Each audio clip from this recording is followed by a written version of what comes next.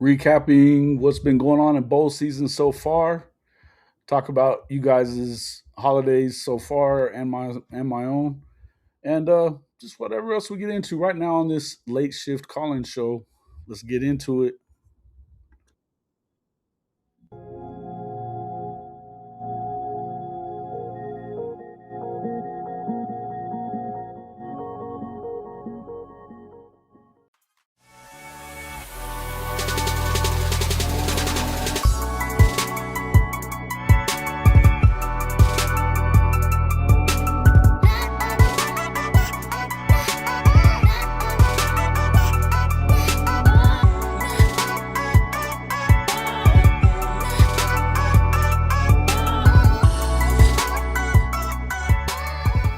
Good evening, good evening, good evening, and welcome back to the late shift Hall of Fame College Football.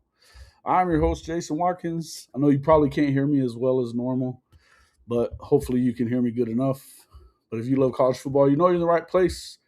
So before you forget, smash that red subscriber button, like our videos, and don't forget to ring the bell so you don't miss a moment of Hall of Fame College Football. What's up there, Goated Trojan Fight? Welcome in. Happy holidays to you too, sir. Crucifix Autumn. Corrections 101. Good to see all you guys in here. Hope everybody had a happy holiday. Merry Christmas. Upcoming, obviously, a big happy new year for everybody as well. Lots of cool stuff coming up for us. Hey, man, Satterfield, my guy. Good to see you, my friend. Yeah, excited about the new year for myself. I'm excited about the new year for everybody. We're going to have to get into talking about a friend of ours who is kind of fighting against it right now. We really need to help him out. But we got some other things to talk about as well. We'll get into the bowl season, what we've kind of seen out of it. Does it kind of, I don't know, is it just kind of leaving a little to be desired for everybody? Liberty Bibberty. Good to see you, sir. Zachariah Stitchin. What's up, sir? Good to see you. Mr. Watkins, indeed. Mr. Watkins, indeed. As of today, I'm 1 year away from 50 years of age. Yikes. Oof. What's up, Sooner in Texas? Ehodison. Good to see you guys. Good to see you guys. Good to see you guys. Merry belated Christmas, you angry elf. I'm not an angry elf, bro. Have I heard anything about coach firings for OU? Everything that I'm hearing was that it wasn't going to happen the week of Christmas. But there are the only one I'm really hearing about is the one we've been expecting for a while. I think Joe John is probably on his last year at Oklahoma. He's done, as far as I understand. Now, the reason that some of the things that you're seeing, he's not really involved in any of these tight end recruitments, whether it be through the portal or in the 27 class. You're seeing other people that are really taking control on those recruiting leads. So it feels like it's probably going to be Joe John will be out, as far as I can tell. As far as anybody else, I haven't heard of anybody else. Why is that? But we will do a call-in show as well. I was going to see if I could get Bishop Frank to pop in with me here in just a minute. We also need to talk. Let's see where we got. Where are you at? Damn. I don't know if Coach Ricks was around. He could pop in. Coach Roybaugh, if he was around, he could pop in for sure. Hadn't seen him in a while. Where the hell is Bishop's number? There he is. Let me go to invite.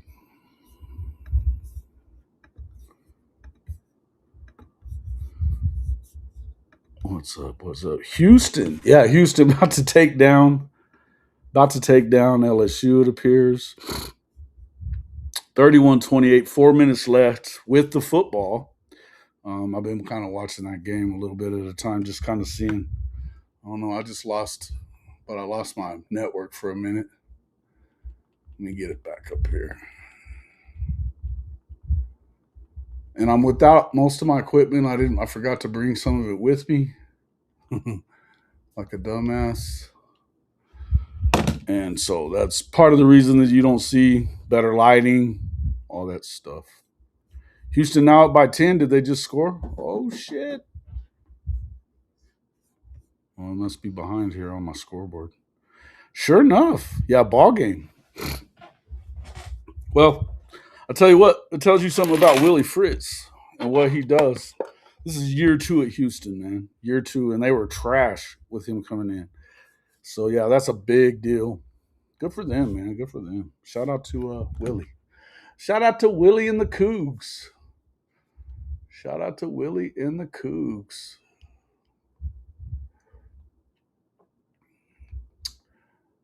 You know, how many of you folks have been watching? I don't know who all's been watching it, but I've been watching a lot of the oops. I've been watching a lot of the replays of like SEC storied and um, also remember when they did the college football 150 and the Saturdays in the South series that they had. I've been watching a lot of that, and it kind of got me thinking about what it's going to take for Oklahoma, to get there. So it's just kind of he's taking over the offense again. Yeah, right. Listen, man. I mean, never mind. I'm just not gonna do it. Yeah. Shout out to Houston. Good for them, man.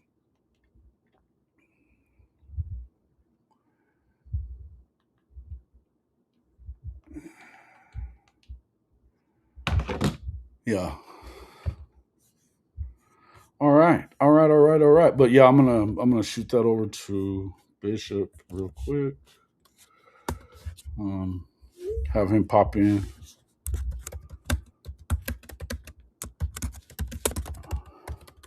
If he's around.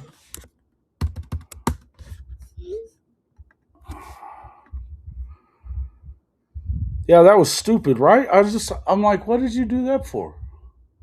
Boot it deep. Make him go the whole way. Pop Tart says sprinkles on the turf. Yeah, listen, that was a good game right there. It was a really good game. They kind of had to fight it all the way through. Man, you got to give your shout out to Haynes King and just what he's done. I mean, he got kicked around a lot, from the time he went to Texas A&M, and then just kind of, he just kind of continued to get it together. Seems like Georgia Tech's been really good to him.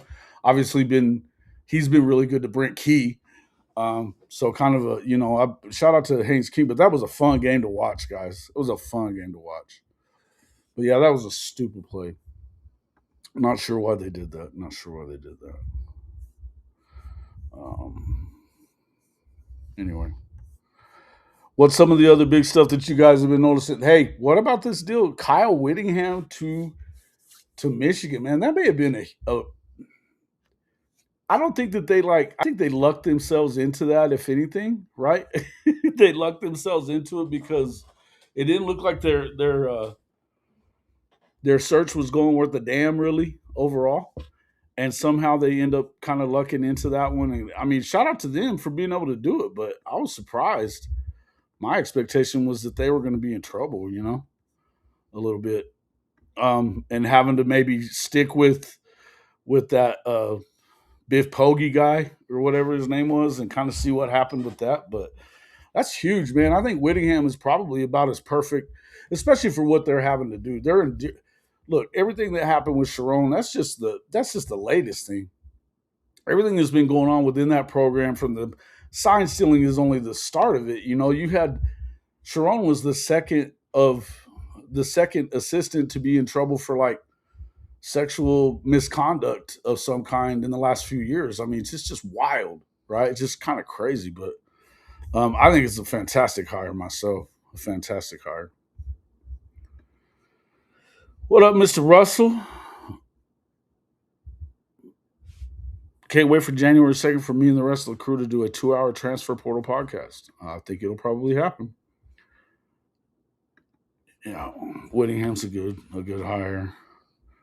Someone not associated, yes, and that's what I'm talking about. They kind of they had to clean that shit up because right now there's not a lot of that Michigan man thing is like it kind of feels like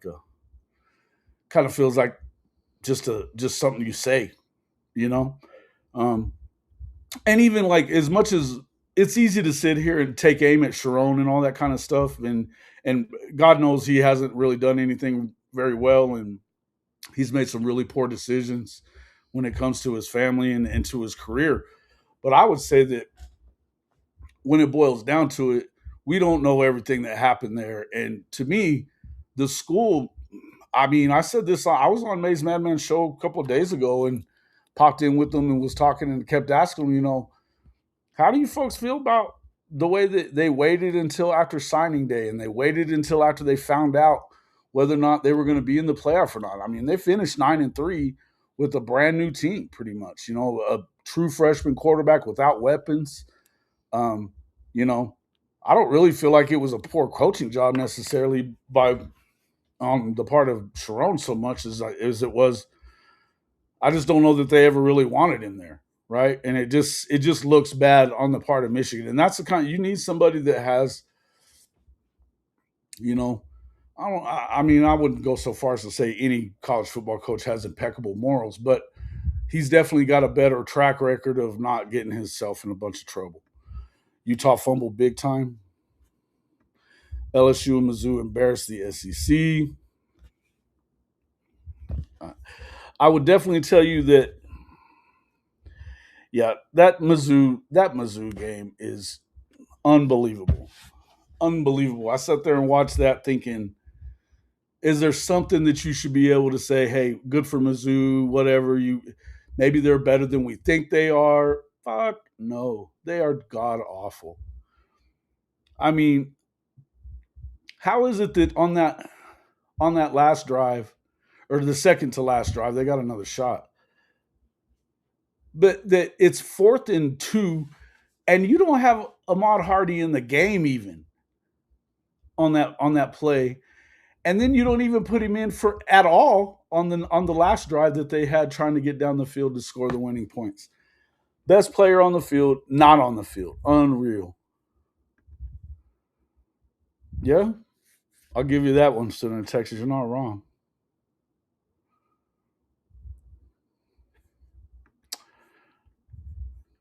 Trey Wisner. Well, there's you a target then, because he was almost a Sooner. That's one of the ones that DeMarco looks at as one that got away. It bothered him that he got away as well. And it was kind of a last second. He had been pretty much locked into Oklahoma pretty good for a while. So that was kind of a big deal, man. Trey Wisner, I wouldn't be surprised if he ended up in there. If he ended up in the my guy, what's up? No faking. You got time to pop in? I'll shoot you a link if you want. We can talk a little bit of ball. Hey, thank you, man. Hardy ought to hit the portal and come to the 405. Hey, I'm with you there. Ahmad Hardy's a bad dude, bro. He's a bad dude. Uh huh. But I didn't see any kind of injury though. Did you? Because I heard him say that he didn't even have his helmet on that last drive, and I'm like, why? Because I saw him over there yelling at Drink whenever after they didn't make that 4th down, and he wasn't even in. Wisner or Smothers. Smothers had a really good season. Smothers had a really, really good season. Looks like and apparently he's open to coming back. I don't think he ever wanted to go home. It was a family situation from everything I understand. Um, you kind of look at it as, maybe it's a good thing on that end of it. Let's see. Let me go. There we go. Is that better? Same, worse? About the same? Whew.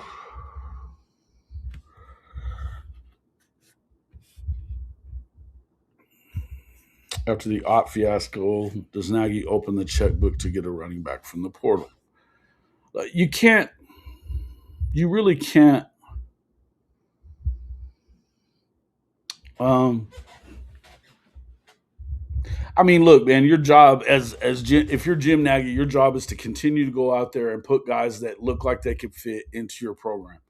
to go find people that are going to help this program out. Just because he missed on one, I would tell you that they hit on others. And again, I'm going to say this one more time: Jaden Ott was a take for a lot of schools, a lot of schools.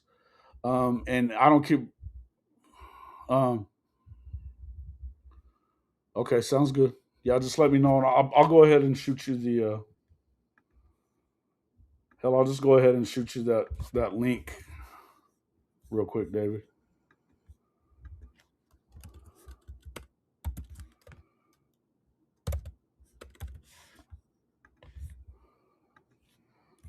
You can pop on whenever you're ready.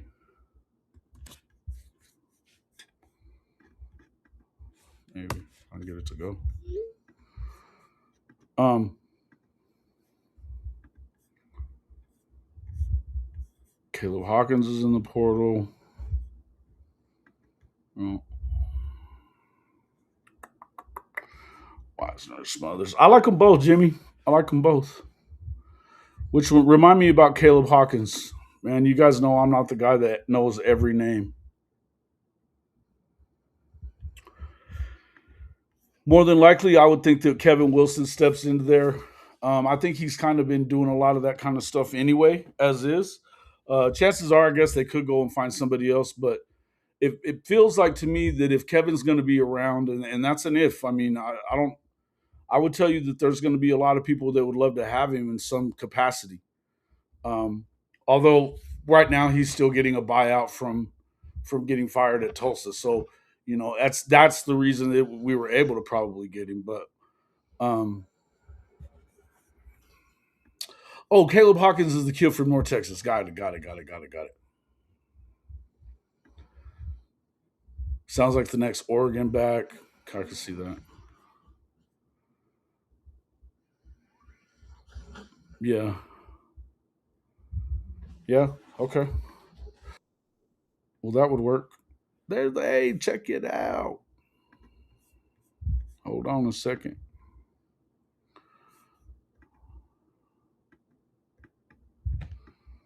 Oh Lord have mercy.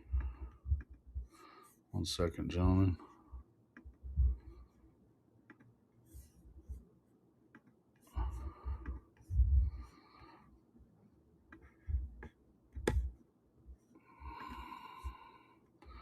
All right, get yourself centered in there real quick there, Bishop. Let me try to figure this shit out.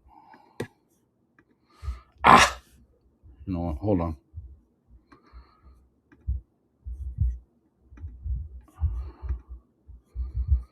Whew.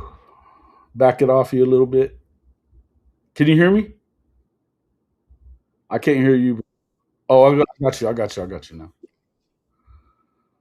Welcome into the show, Bishop Frank. What up, What's dog? good? What's good? What's shaking? Nada, nada, nada. Man, everybody trying to get over them blues. Still trying to get over them blues. Hey, that's life. Hey, I tell you what, we're one step closer. We're not where we were last year, so I'm just thankful for that, and hoping that they take the next step, so we'll be ready for the next step next year. Yeah. You know, we hadn't gotten too much into any of that just yet. We're kind of talking portal stuff and things like that, and what Oh, might be okay, okay. coming. But Then as far as like, yeah, no, I mean it's all kind of hand in hand. You know what I mean? It's all kind of yeah. works hand in hand, really. I would say that when it comes to that stuff, I mean, you got to look at it in terms of, what is next. What is next for, what we're going to see from Oklahoma. Are they going to take that next step forward? Are they going to make changes to the offense and get rid of the RPO, change some things up Please, to that extent. please, Oh, please, yes, absolutely. please. Would Yeah. would we be okay to pay Wisner 1 million? Too much, in my opinion, but we wish him well. I think it's probably a little much. 1 million feels like a little much, but I think if the fact that they let him walk because he wanted the million, um, tells you that may have been his price tag to stay. But it also well, I mean, more than likely somebody was offering him that. Now, I don't think that that was Oklahoma. Yeah. Um, in fact, I would tell you there's no way that was Oklahoma. But I think that a guy like DeMarco would enjoy having a guy like Wisner who has shown up big in big games. I'll say that much. Um, He's been a thorn in our side, that's for sure. he's been a thorn in A&M side too. So I mean, when it comes to big games, Trey Wisner has been the guy that's been able to step it up. So I know that he was locked into Oklahoma. I think that that's something that DeMarco would probably enjoy having him. Yeah. But that being said, I don't know that if that's really his price tag, then it's probably not going to happen. Um, but Now, isn't Texas in on possibility getting the ball from Florida? yeah, I think that's what we keep hearing. But I also think that um, John Summerall has done some good work on keeping ball in the fold at Florida. Summerall's dad passed away. Shout out to Yeah. him on that. Prayers out for his family. But his dad passed away. I think the day before the Tulane game, the Yeah. Tulane and Ole Miss game, and he still, after the game was over with, reached out to set up a time to come and visit with the Ball family, and they felt like they were very surprised, and I think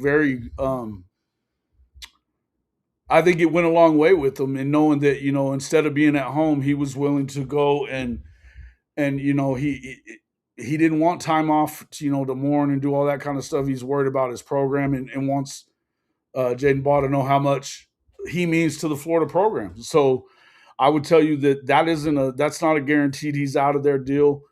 I think that Jaden Ball ought to listen to what they have to say too, because when you go and you get a guy like they got, as far as their offensive coordinator is concerned, that this is a guy that is highly multiple, likes to run the football. They, look at what they did at Georgia Tech all this time.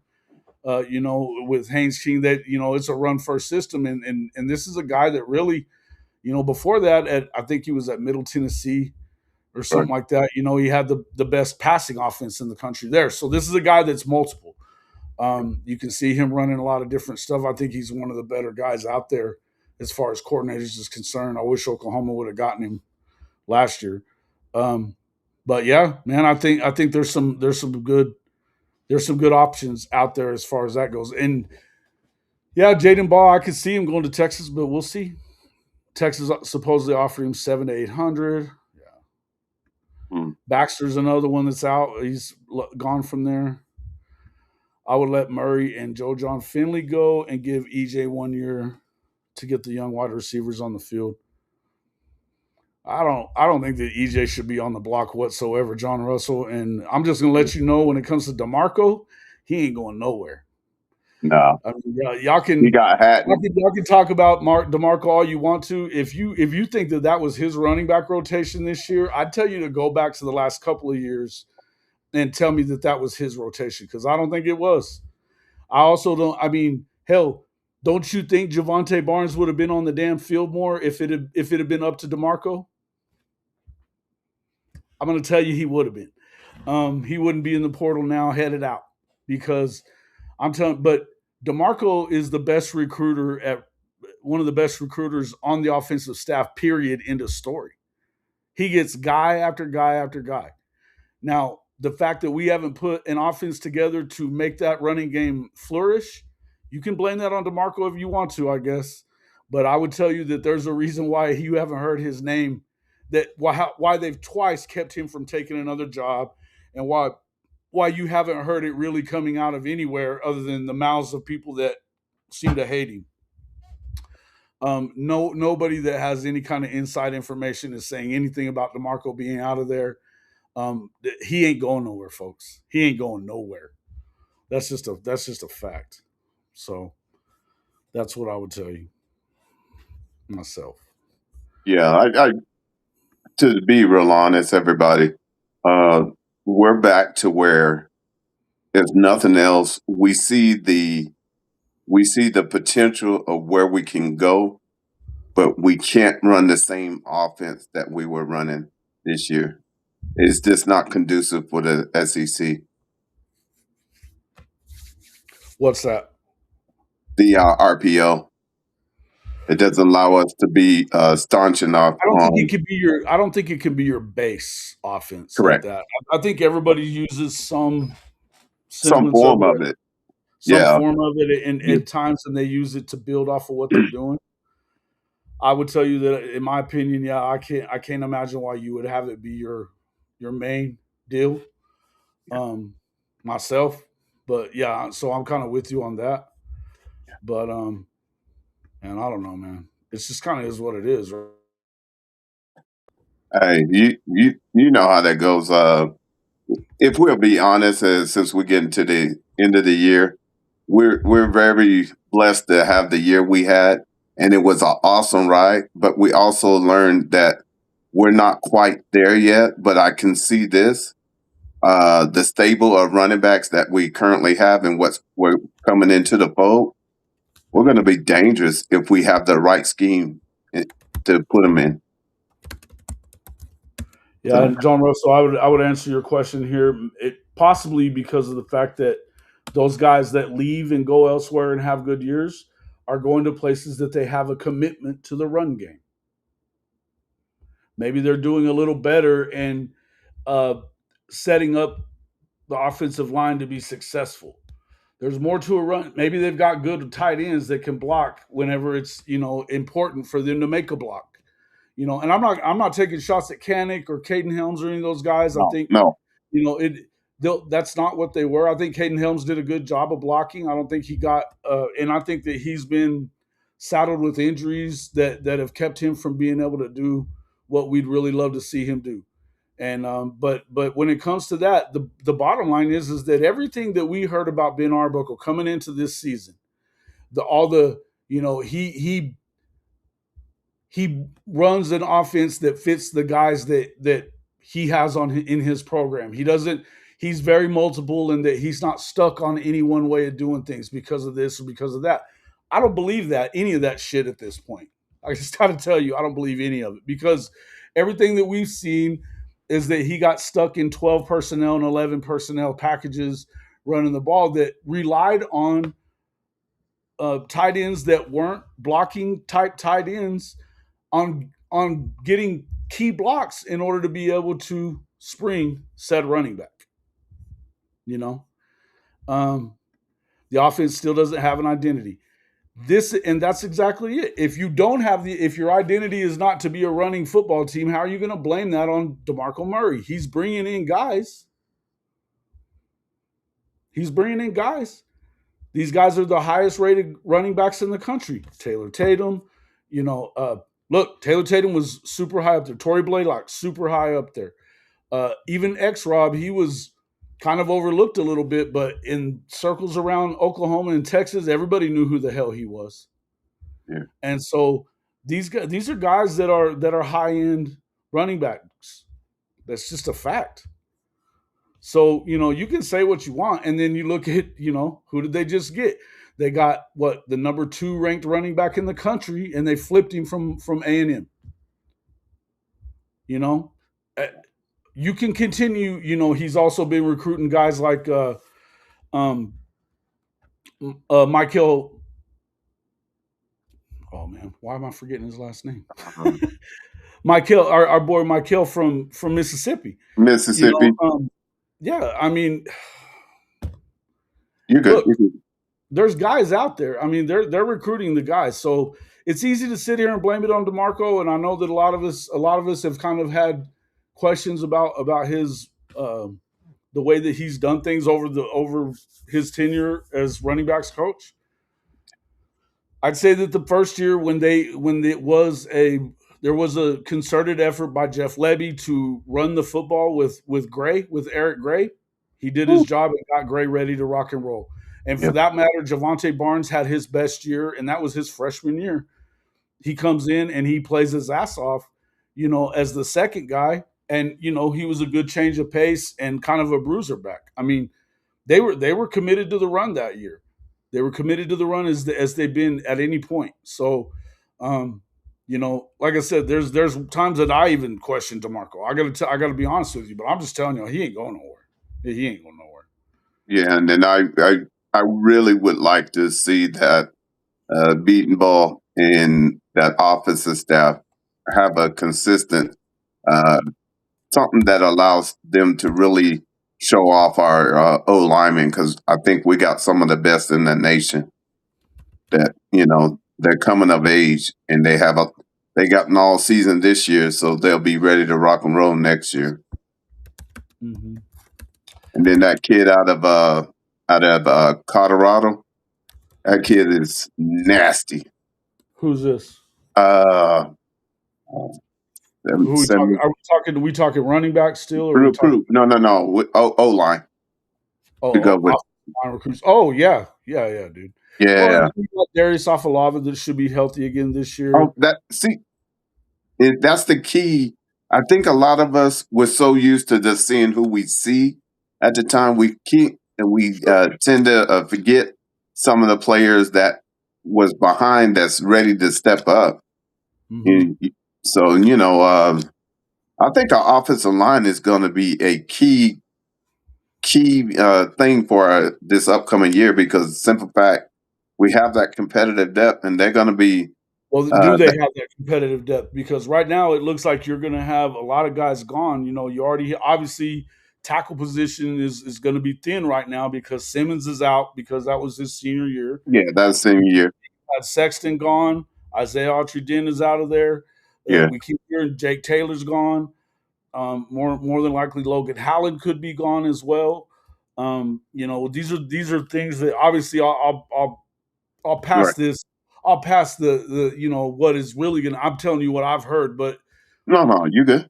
the truth be told, make sure that you're keeping up with Sooners 360 with Chris. Chris Mason is keeping up on all that stuff. He's going to be hearing those things, and he's got a lot more as we go. But you know, you're going to lose some of these guys, and so who are you going to get to add depth in the portal?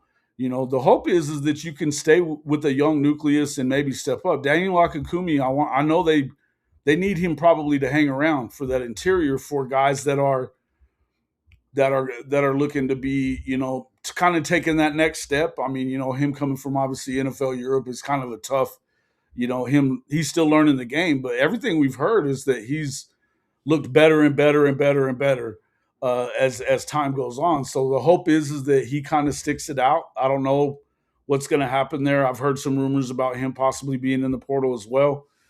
Like I said, Afalava, if he's healthy, the expectations there are high, um, very high. And then, yeah, Gentry Williams gone. True or false?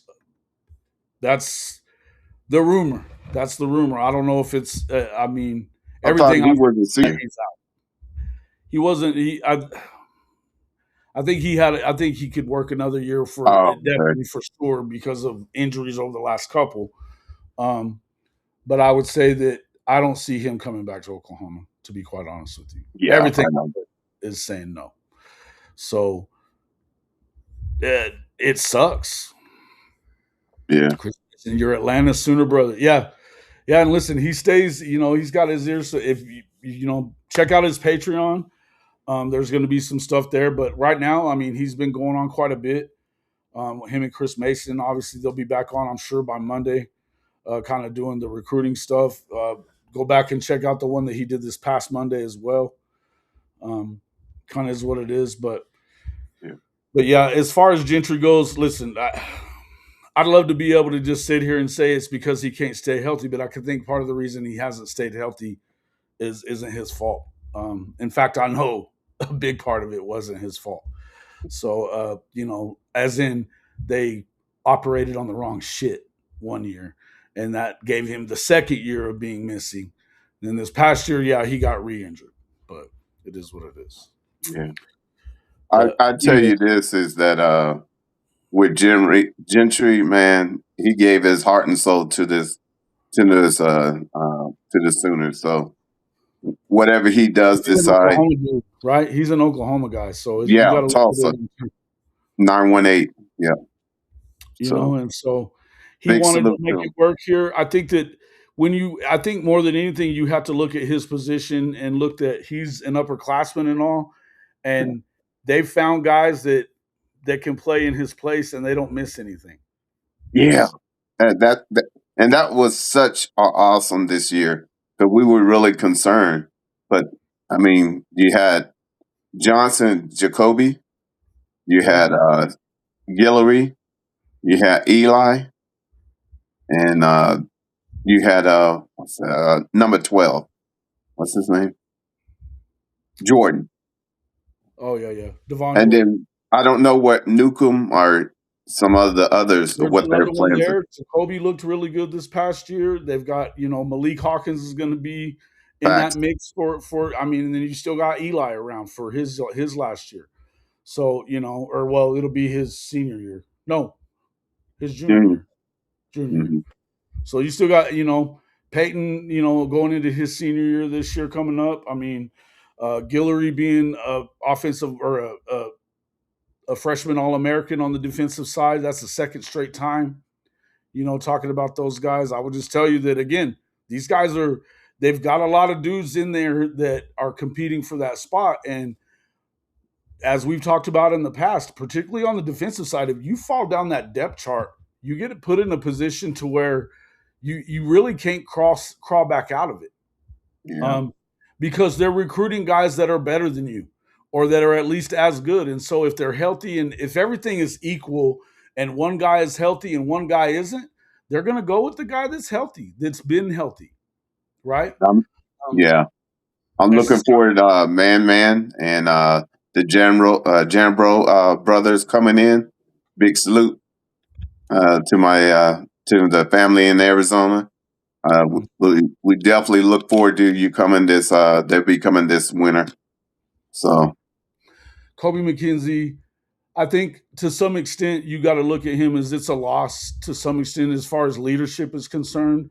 I would also say that when you were starting to see everything that I'm hearing about Owen Heineke is he's ready to take this all the way to court to get another year. And so if you know that if they were to say no to him on his waiver, and I don't know if that's happened or hadn't happened, everything I've heard is that he's ready to take it to court. When the NCAA gets taken to court right now, they lose. So I would tell you that I expect Owen to probably be back.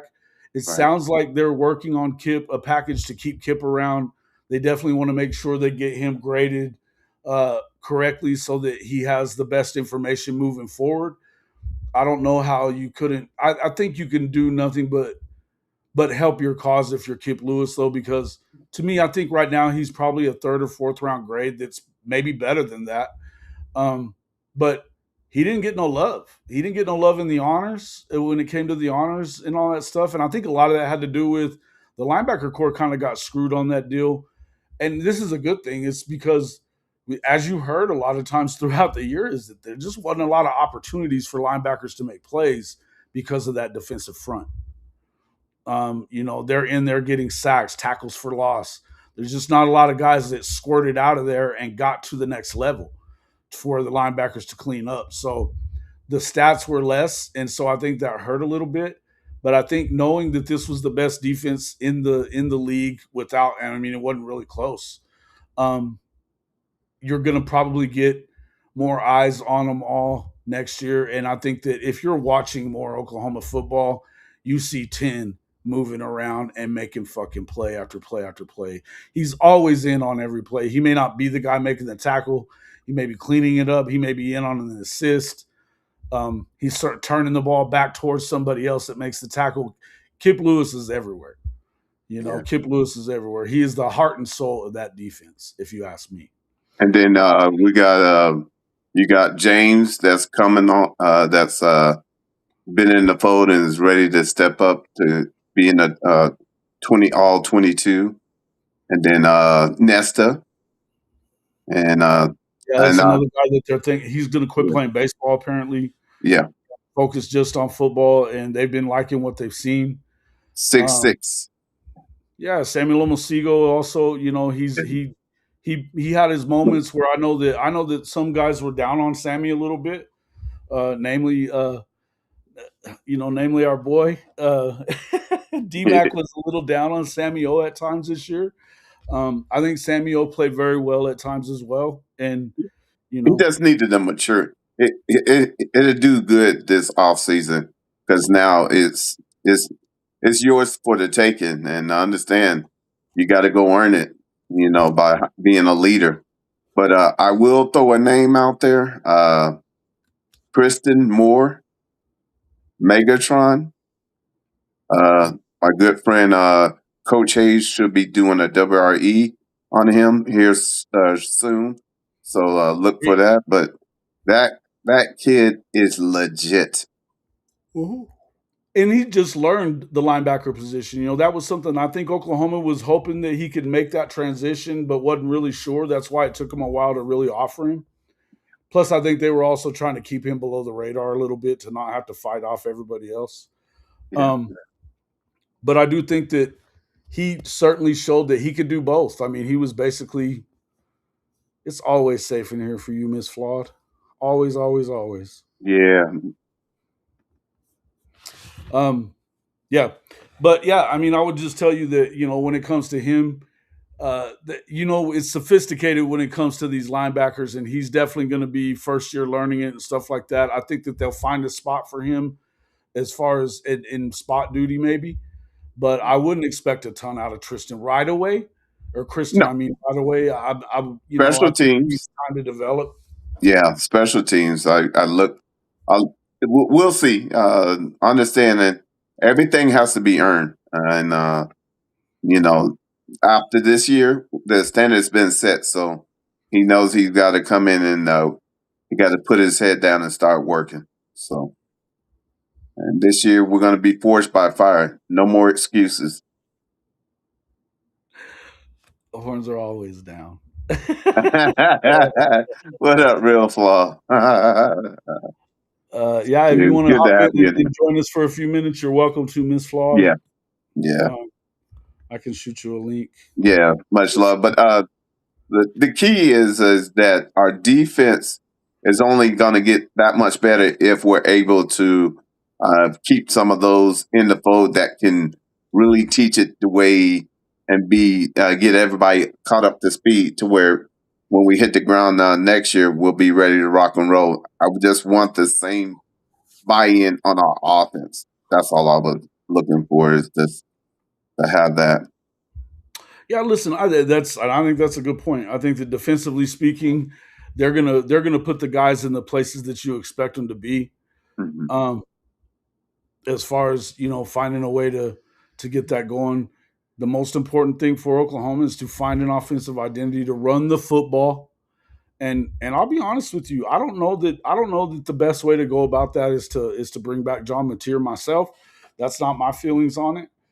Yeah, But I, I'd be you'd be lying if you said that you felt like he's not coming back, right? I think that if all things are equal, Ben Arbuckle certainly wants him to come back. Um, yeah, and unless he's able to get the word that I think that they're hoping that he gets out of his management team or whatever about yeah, that he's going to get drafted high enough to be able to stick yeah. for it to be worthwhile money wise, then I would expect him to probably be back in college football. And Wait so a minute. Ain't it your birthday today? it is. Uh-huh. Y'all better run up that chat. Put some fire in this chat. This is his birthday, and he's doing this with us. Think about that. Big Thank you, salute. brother. It's all good, man. Appreciate you. Yep, youngster. Materials He's amazing. still a youngster. He's still a youngster. Still a youngster. Still a youngster. Yep, I hadn't hit the big 5-0 yet. Um, what does Oklahoma do to finally score a TD against Texas? Seems like a huge hump they can't get over. You know, seems like a huge hump that Texas can't get over too. There's a couple of huge humps that Texas ain't getting over either. So we'll see, buddy boy. They definitely. Hey, look. I'll just say this, there, Senior Jenkins, just to let you know.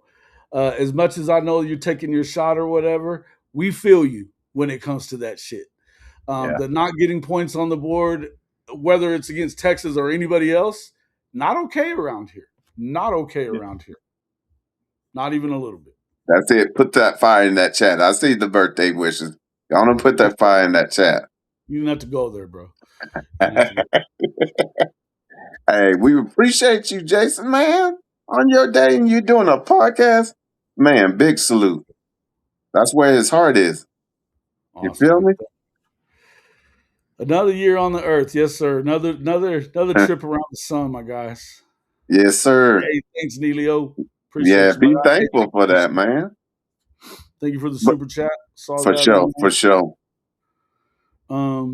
Bobby Fanning's grandson turned 10 today. Oh, on 12/28. Okay. Mine's the 27th. So my birthday Yeah. was, yeah, it's appreciated there, Neilio. Yeah, I like beating Georgia. Hey, hey, Fan base will want BV gone for running material out of town. Man, I don't know. Listen, first and foremost, whether or not, if Hawkins were to quote fall on his face, number one, we don't know what that. I mean, we watched Mateer fall on his face an awful lot this year, and then continue to go back to him. They never even thought of going back to Hawkins. I'd love to see them give him the same amount of rope that they give Mateer. Not that I expect it. Not that I expect it. But I'd love it if they did give him the same amount of rope and a amount of opportunity to grow into the position, to have his, to have his bumps and bruises that you're going to get as a starter in your first year as a starter, to really commit to him. Now, does that happen? I don't know. I don't know. My main thing is that I've been saying this whole time is that if we're lucky enough to keep Michael Hawkins around, and right now he hasn't said he's entering the portal, I think a lot of that'll stem on what is being said right now as we speak, probably over this weekend, and what you find out starting Monday. I would tell you that Monday is going to be a huge, probably a big day. I would guess that you're going to start hearing some things, certainly before certainly before the portal actually opens, officially. Um, because if you're Jim Nagy, you don't got time to sit around and wait on whether or not he feels like it's the best thing for him to come back or not. You need to know, and you need to. And my guess is that he's already got plans for otherwise. To me, I don't. As far as running him out of town, if you're trying to equate that, I guess to Dylan Gabriel. What did Dylan Gabriel do that was so special? They won the Big Ten. I'll give you that. Um, it was a different situation and in a lesser conference. Number one, I think that Dylan would have been a lot better at Oklahoma than what we saw out of Jackson Arnold, for damn sure. And honestly, in out of Michael Hawkins, for that matter, as a true freshman, I think it would have been an improvement out of quarterback play if Dylan stays around another year. But I also don't believe that they actually pushed him out. I think that BV wasn't probably as forward as he needed to be about saying we would love for you to come back. And so he kind of, I think these are all learning things. And so appreciate it. Yeah. No, it's all good. And it's all good to talk trash. And like I said, believe me, we all want to see them score. No, no doubt. But the truth of the matter is, it wouldn't hurt if it wasn't true. So it's true. So when it's true, you got it. Oh, we got I some. appreciate that Trojan fight. Ooh, really flawed. Thank you. Oh, and Trojan fight too. 50 and Fitty and Fitty. Thank you guys, man. Thank you, Oh, thank you, thank you. yes. Happy birthday. Thanks for always being supportive of my channel and my ideas of my football knowledge. You rock, really flawed. You know that. You already know. And then Trojan fight. Thank you very much, sir. Birthday drinks. Thank you, thank you, thank you. Very, That's very much awesome. appreciated. That is awesome. Thank you so much. A happy birthday would have sufficed, but I thank you very much. No doubt. To me, DG knew more than what we know. Like he knew the O line was going to take a step back compared to 23. And what if he didn't trust those terrorists, Seth and JJF? I don't know that I would call them terrorists, but maybe Seth. But yeah, dude, that's most definitely. Yeah, thank you. Yeah, definitely. Again, thank you guys so much. Y'all are awesome. Yeah. Real flawed. Big salute. That's Yep, my yep. sis, Yeah, big man. sis, baby. Yeah, you know that ain't coming. That ain't coming behind me. I'm never gonna say it out loud. I mean, come on now. But I will say this is that we we've grown a lot, but we haven't reached where we need to be, and that's a good thing because understanding got to stay hungry because this upcoming year is really big for us. So You know, I was just saying, and I don't know if you were in there listening whenever I said it, yeah, but I spent a lot of the last couple of days watching that college football 150 from a few years back that they had the series, the Saturdays in the South series. right, So a lot of it was about, I mean, it was about the entirety of the SEC, but obviously it centered a lot around Saban and then and how he built Alabama from where they were when he got there to what it took. What, year three is when they won the Natty. yeah, They were really close in year two to getting there, but like and just as you're kind of watching him go through it, and it's all these little detail oriented things, and the things that we hear about Brent Venables when it comes to the defense, and then it got to the same with Kirby Smart too, and some of the, it wasn't just that. I think it was also the SEC shows or whatever, SEC storied or whatever is the other one. I think is this. Yeah, it is. yeah, So anyway, there's a lot of talk about Kirby Smart. Same thing, how that they have their finger on the pulse of the entirety of the program, and it's not. You and I talked about this quite a bit, and where you're thinking, okay, well, if you're Oklahoma, you really need to. If you're Brent Venables and you're in this, you've got to take a step forward when it comes to this offense because it's holding you back now. You've done what you're supposed to do with this defense. We get it. We know that you're that guy when it comes to this defense, right? But you must figure it out on the offensive side. And to me, that means that you have to be just as just as detailed and have just as much expectation of excellency on that side as you do as you do on your defensive side. And I yeah, think that that's what, if Brent has done anything to if Brent has in any way, shape, or form um balked at it or like resisted any part of what his job is, I think it's that. And I think it's fair to say that it's that, yeah, because yeah, it's almost like it's an afterthought for him. He wants to kind of not have to think about it. And I think that because of that, he has hired guys that he feels like he should be able to trust so that he doesn't have to think about it. And guess what? You got to think about it, bro. yeah, Because this is another young dude in Arbuckle that maybe he's going to be the next Lincoln Riley. But Lincoln Riley had people that were in his face making sure that he figured it out the rest of the way as an OC. When Bob Stoops sat him down immediately within the first couple of games and said, "Look, Samaje P. Ryan and Joe Mixon are in your backfield. Run the fucking football. I yeah. don't care what you have to do to your offense. Get them involved. Hand the ball off." And see, and the one thing I would that I want BV to understand is that in order to take this next step, you have all the tools.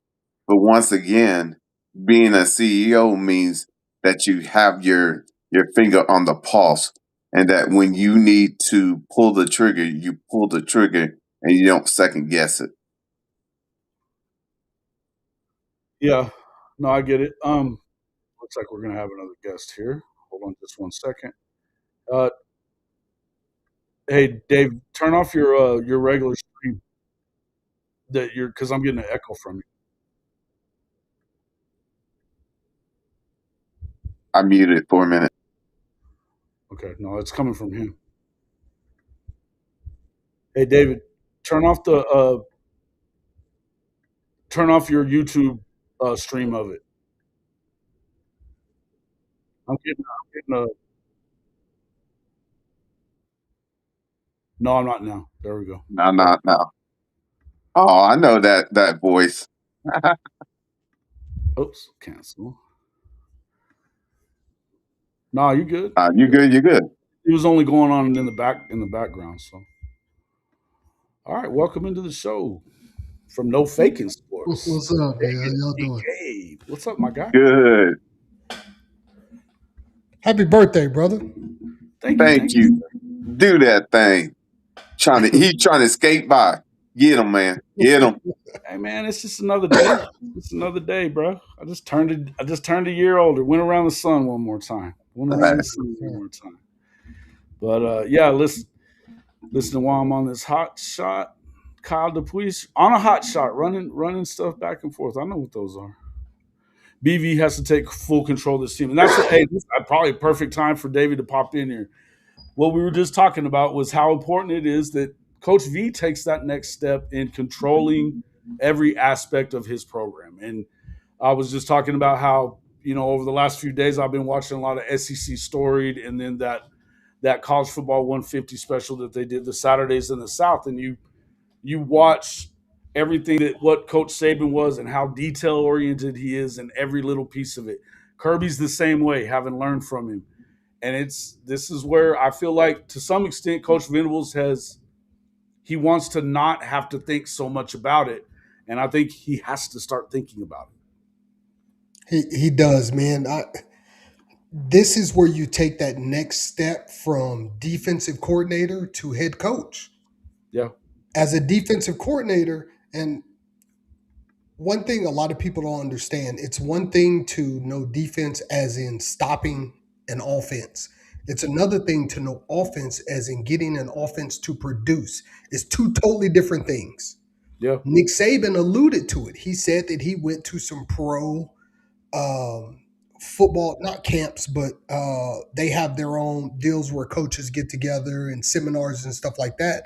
And he really had to dig in and learn offense because Nick Saban was a defensive back coach. He was a defensive guy, and he had to dig in the offense. So when he got his offensive coordinators and he saw something that he didn't like, or he saw the way that the game was going and he didn't like it, he can jump in his ass. And that's what he did with Lane Kiffin. He fired Lane Kiffin before the bowl game because Before Lane the Kiffin national was championship throwing game. the ball too much. And it made Lane Kiffin better as a coach. You see, when he got to Ole Miss, he started running the ball more. Yeah. No doubt. And that's fair. And I mean, that's where I feel like, listen, I understand that you need to be able to hire guys that can handle their side of it, and you shouldn't have to be too much into it. But to me, I think it was really clear that that was your biggest problem. And I've said this a little bit this year too. Is part of it to me. I think there's a little bit of hubris on BV's side that said, "Hey, but this fucking defense is good enough for us to win the whole damn thing without this offense. We don't need this offense to be any certain. Don't do. We're going to win anyway." Look, I get it. But that's the same kind of shit that we were pissed off at Lincoln Riley for too. So when it comes to that That's kind of fool's stuff, I gold. look at it as like, listen, bro, we got to figure this out, and it's time that you found somebody, and that you took control of that situation and said, bullshit. We got to be better on that side of the football. End of story. And whatever it takes for you to do that, hoard in over them dudes and make them do so. Because during the regular season, you can get by with a lot of that stuff. But when it comes to championship football, you can't be one sided. Lincoln Riley learned that when we went to the playoffs against Georgia. We dominated Georgia that whole football game. But guess what? We couldn't get a stop. And when it mattered most, in overtime, Georgia ran the football right up our damn backside and they went and scored a touchdown and they moved on. Mhm. And it's the same thing with this year. It's just kind of fool's gold. Yes, we got to 10-2. Yes, we made the playoffs. But everybody in their heart of hearts that know football knew that you were not going to beat Alabama again by getting 3 turnovers because that's something that they were going to adjust to and they were going to emphasize all week. Protect the football, protect the football, protect the football. And they did that. They didn't have 1 turnover, and we ended up with 2 turnovers.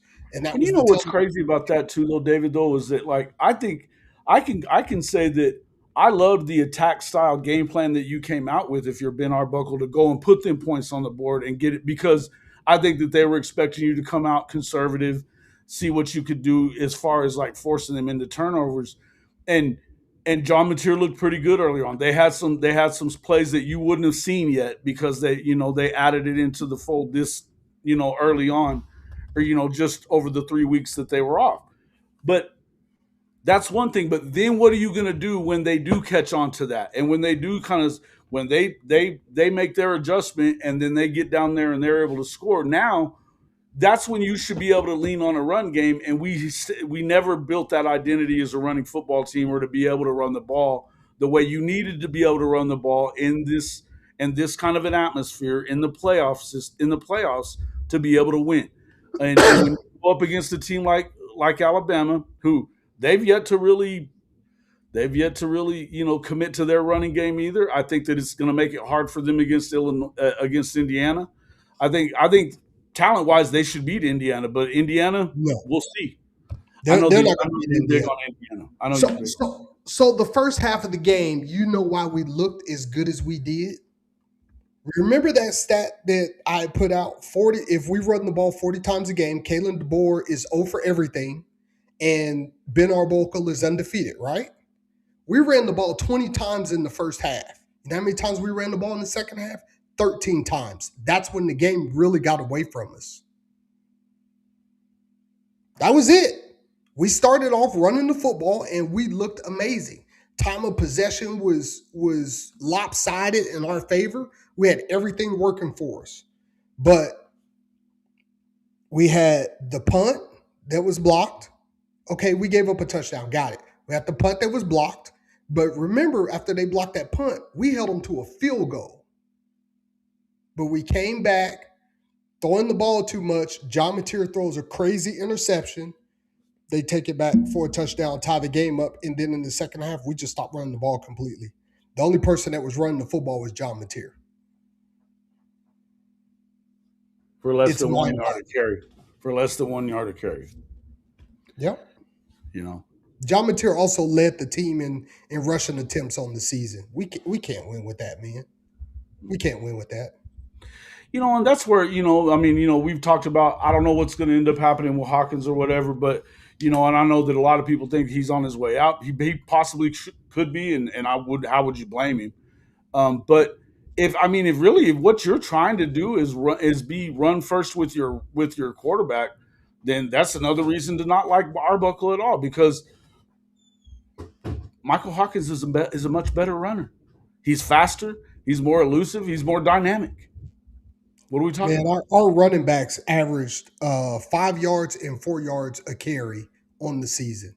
Can't just give them the damn ball. And I know y'all went past this already, but I just want to say, Sooner fans, listen very closely. Stop trying to fire DeMarco Murray. We have not had a run game in almost 3 years. Facts. And he is steady bringing in top tier running back talent. DeMarco Murray doesn't call plays. Joe John Finley doesn't call plays. Joe John Finley had a tight end that was just third team all SEC. DeMarco Murray's running backs average 5 yards and 4 yards per carry. What else do y'all want out of those guys? I think somebody heard somebody say it, and then it kept getting repeated, and it kept getting repeated, and it kept getting repeated, and y'all aren't looking at the stats. From what you're saying, those stats just don't make sense. They don't jive with firing those guys. You want to fire somebody?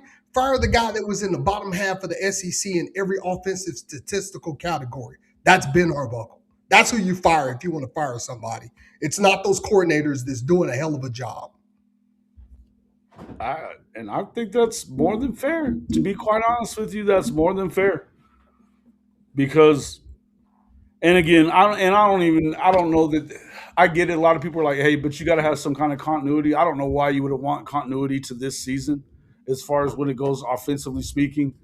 Maybe you get better, but I think that if for him to be successful here, I think that they have to change what they're doing. I think that they have to build a base offense that isn't relied upon the RPO and 11 and Yeah. 12 personnel sets to where you're not firing off the football and running like that. I think that what I wouldn't, I'm not even going to try to like fantasize about a quarterback that gets under fucking center, but because I know that's not happening. But there's They definitely still other do things. it in the NFL. So why is it not good for college? I didn't say that it ain't good. I said I'm not going to No, I'm fantasize saying I about it. know. I just don't I'm see saying it. that's what everybody else is saying. I Yeah, got you. I agree with you, but brother. I agree with you. The but the, the thing I'd about love to the see them, RPO, and I people think they have complain to have a about. sit down, I'm David. They sorry. Go have to ahead. have a sit down soon, right now, about making significant and real changes to the offense. And I Yes, think that if they don't have if you got Kevin Wilson here right now, and you have the ability to sit him down with this young kid who you think is very good at what he does, and not have him bringing him along as a mentor, then you're missing the boat. but I don't see it. I don't see where it came from that he's such a good coordinator. He wasn't good at Washington State. That's what everybody keep missing. They were losing at Washington State. So where are y'all? Where are we getting that he's a good offensive coordinator from? The stats don't say it. So if the numbers don't say it, where's it coming from? I And see, don't get it. It and see, but see, that falls on BV. it You have does. to, you have to really see and see. One thing it is about being a CEO, you can't. The one thing I have learned throughout my years is making sure that you're honest and you took a honest assessment of your people, and let's sit down and watch together and come up. Okay, is this our standard that we want to represent? If not, then we need to answer the hard questions because we can't keep going in the same fashion going forward.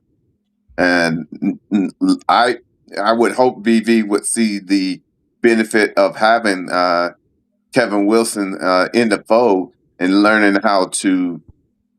At this time, I think this coordinator is too green. Like I was sharing with my brother Jason is on another one is that he's too green.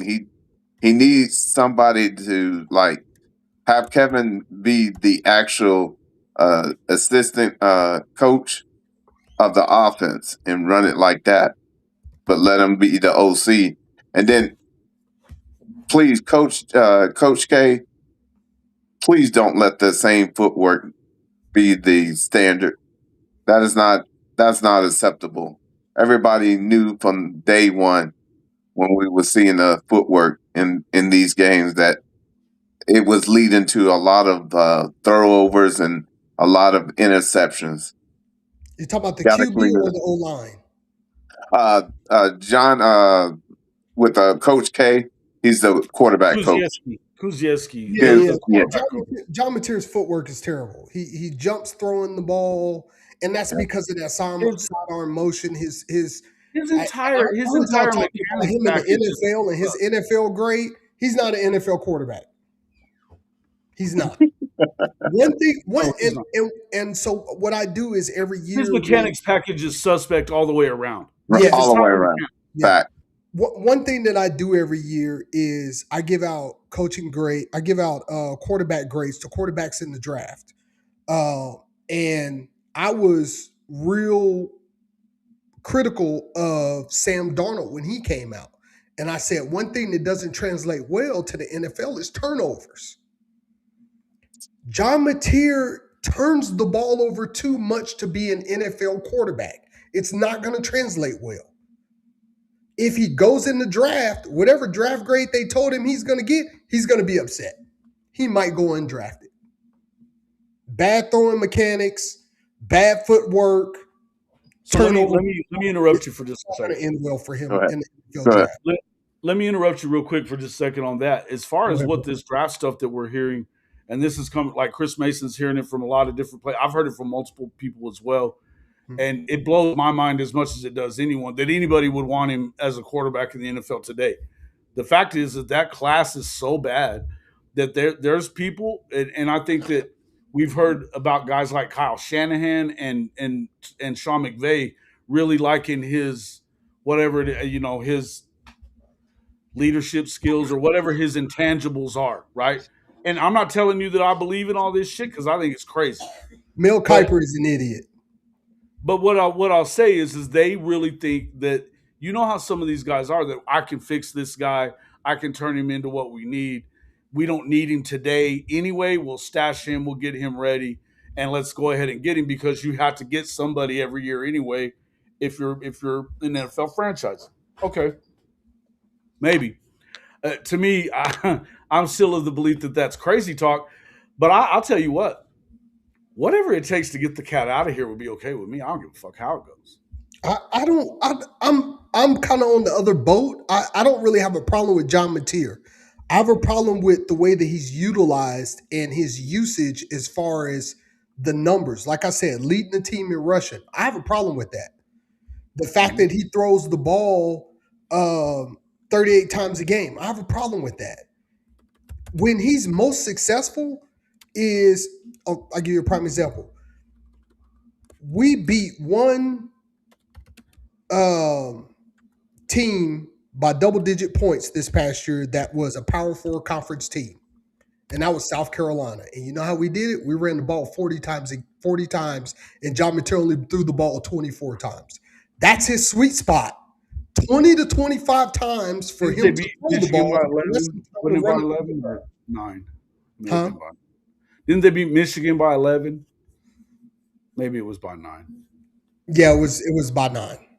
Okay, yeah. All right. Yeah, look. Bottom line is, I mean, all you got to do is look at the numbers. The guy had 14 touchdowns and 12 interceptions. That's not the standard at Oklahoma. It's not. It's And not the see, that's standard what, at Oklahoma.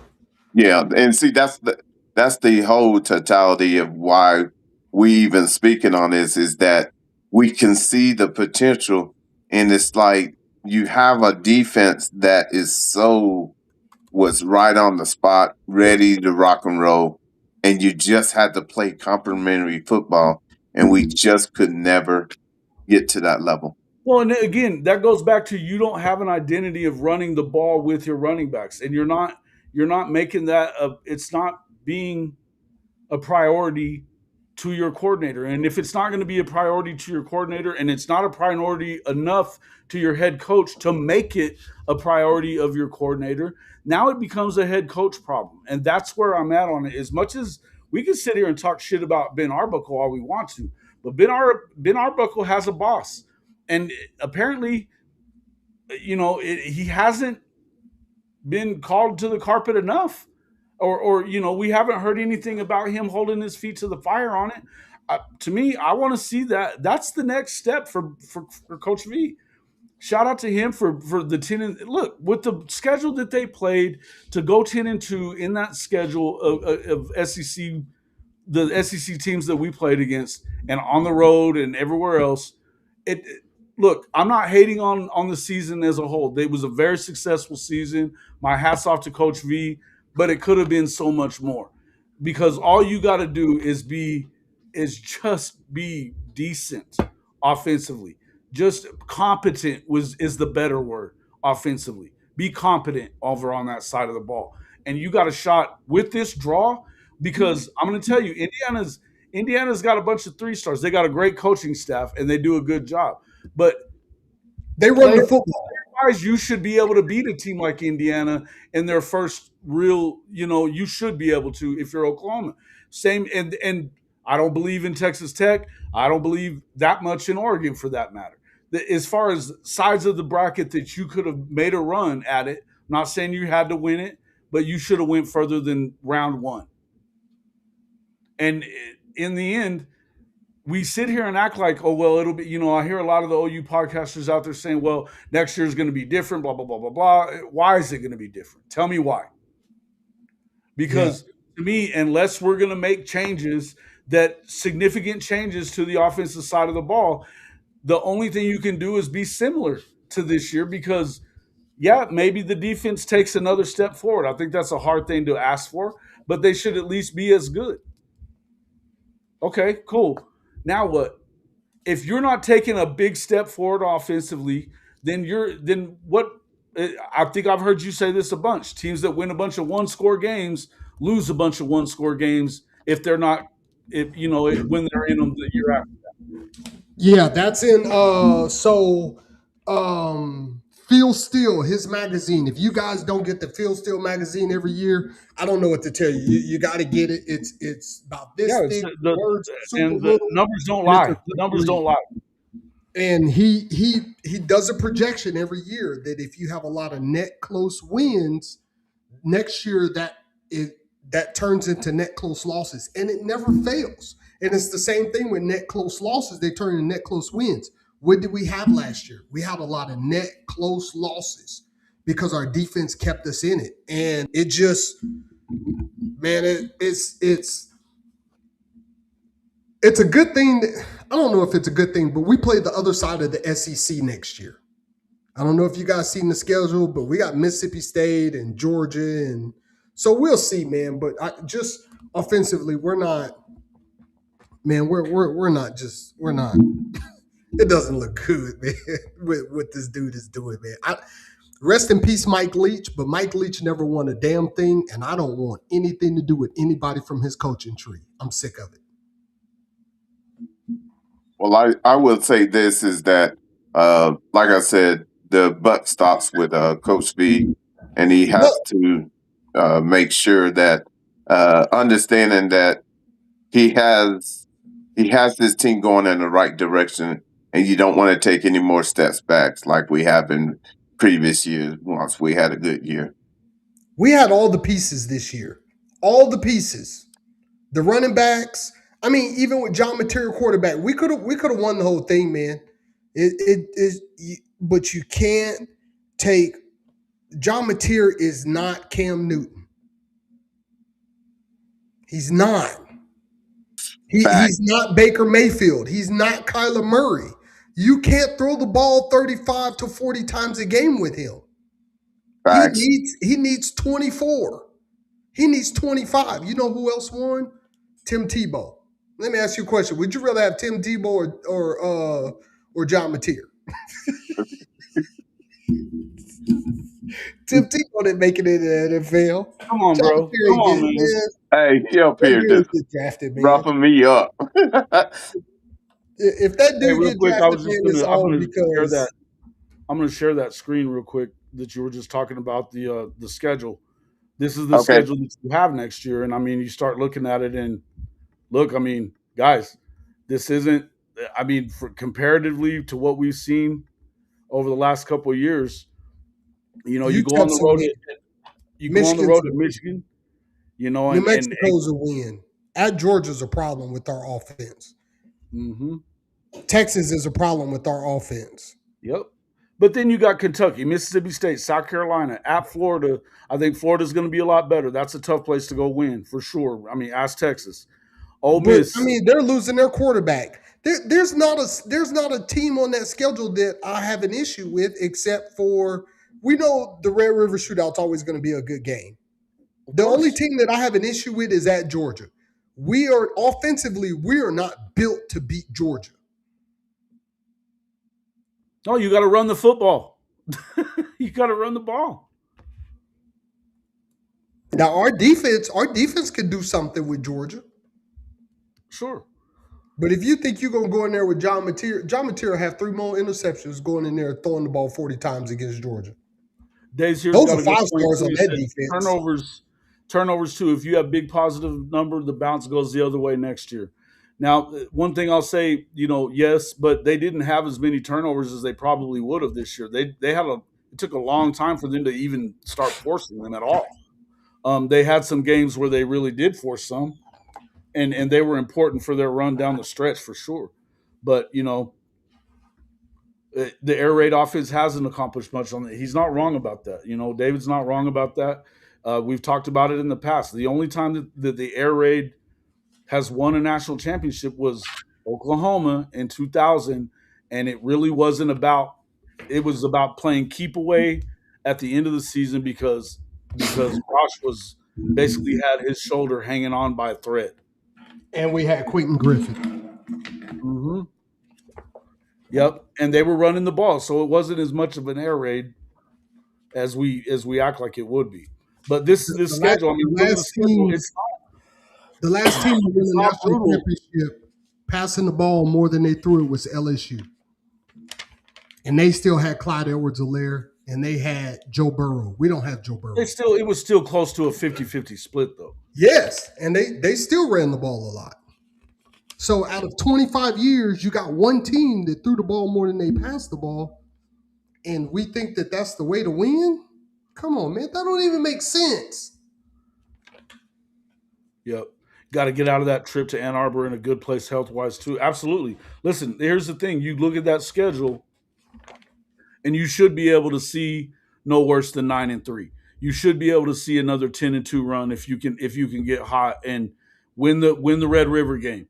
Maybe find a way to win in Ann Arbor, which ain't going to be easy. Coach Whittingham, hey man, they may have lucked into that thing in Ann Arbor, but that was a huge hire for them. Yeah. A huge hire for him. And They're going to run football just like he liked it. Huh? Muschamp is back in the fold. Yeah. Yeah, listen, listen, I said this after the Red River shootout.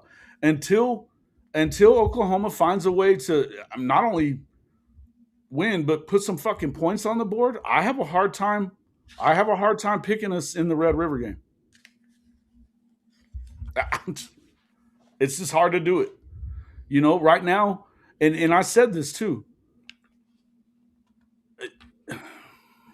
I said this already that look, there's no reason why you shouldn't be right there.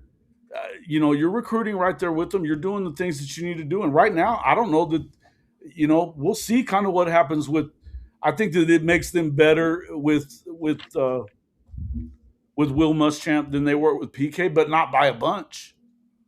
Not by a bunch. I don't think it's a big difference. But I do think that year 2 of Arch Manning, he was looking a lot better down the stretch. He's not going to be the same quarterback in a year. Facts. With that schedule, yeah, that's at least the SEC championship game schedule. Yeah, is what Neilio's saying. Look, you should be playing for one, and to this point, that should be an expectation that you can have this year. But can you really have it? Hey, just real quick. Yes, we should. Yeah. Net close wins in that book. I went and found my magazine. Net close wins in that magazine. Phil Steele had 2025 surprise team, number 1 team, Oklahoma Sooners. And then on the very next page, he had 2025 most improved teams. The number 3 team was Oklahoma. That's a real stat, guys. Yeah. Well, and that's what, you know, there was a lot of people that were saying 6 and 7 again and blah, blah, blah, but we knew better than that. If you were really paying attention to this football team, you had to believe differently than that. But I will say this, a part of that had to do with we didn't know that this defense was going to be that good. I think we had an expectation of them being for sure a top 20, top 15 unit, but with the possibility of being as good as they were, a top 5 unit type. But I don't know that we expected it for sure to happen. What we did expect was for you to make a big jump offensively in comparison to what you saw with Seth Luttrell. And to be quite honest, you didn't have that. I hate that day. I know, me too, bro. But the truth is, you should have expected that, right? But the truth is, there wasn't a big jump there. There wasn't. No. Were they better? Probably. But were they a lot better? No. Our offense this year was, and I've already did a video on that, was not that much better than Seth Luttrell's offense last year. No, it wasn't. It's all good. It's all good, really. Yeah. Look, we deserve it. We deserve that. We deserve it. Look, and that's why I said it's hard for you to, as an OU, if you are legit in what you believe and if you are true to facts about college football, there's no way that you can sit here and say that Oklahoma is definitely, you know, a better program or a better team than Texas is right now, because it hasn't been. Because you haven't figured it out on the offensive side of it. I think that they've taken a big step forward in being able to compete in the SEC. But I do. But now, We could have now I beat think them this you're year. holding on for dear life your ability to hold on to that QBU thing, because if you don't figure out a way to get it right soon, you're going to lose getting all these top end out of high school or even out of the portal quarterbacks to come to Oklahoma, because it's your ability to be successful is not really showing its face right now.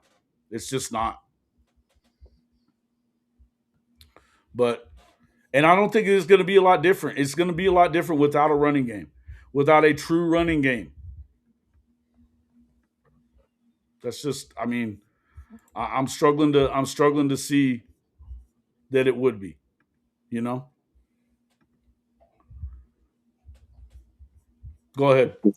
Like I said, the bottom line is we're at a fork in the road where we can go up from here, or we can just stay status quo. The bottom line is we made the playoffs probably a little ahead of schedule, but now it's time to go to the next level and establish that that's not this a fluke, but that we is a reason. So Yeah. I just looked it up for you real quick. You were talking about this year and last year. John Mateer, 14 touchdowns, 11 interceptions last year. Um, with God dang, I just drew a damn blank. Jackson, Jackson and Arnold, yeah, Jackson Arnold. 12 touchdowns, 3 interceptions. I'll right, take but he that. also had a bunch of fumbles. So you had Yeah, it was a he lot did. of yeah, he had a bunch of fumbles. So that was his biggest issue.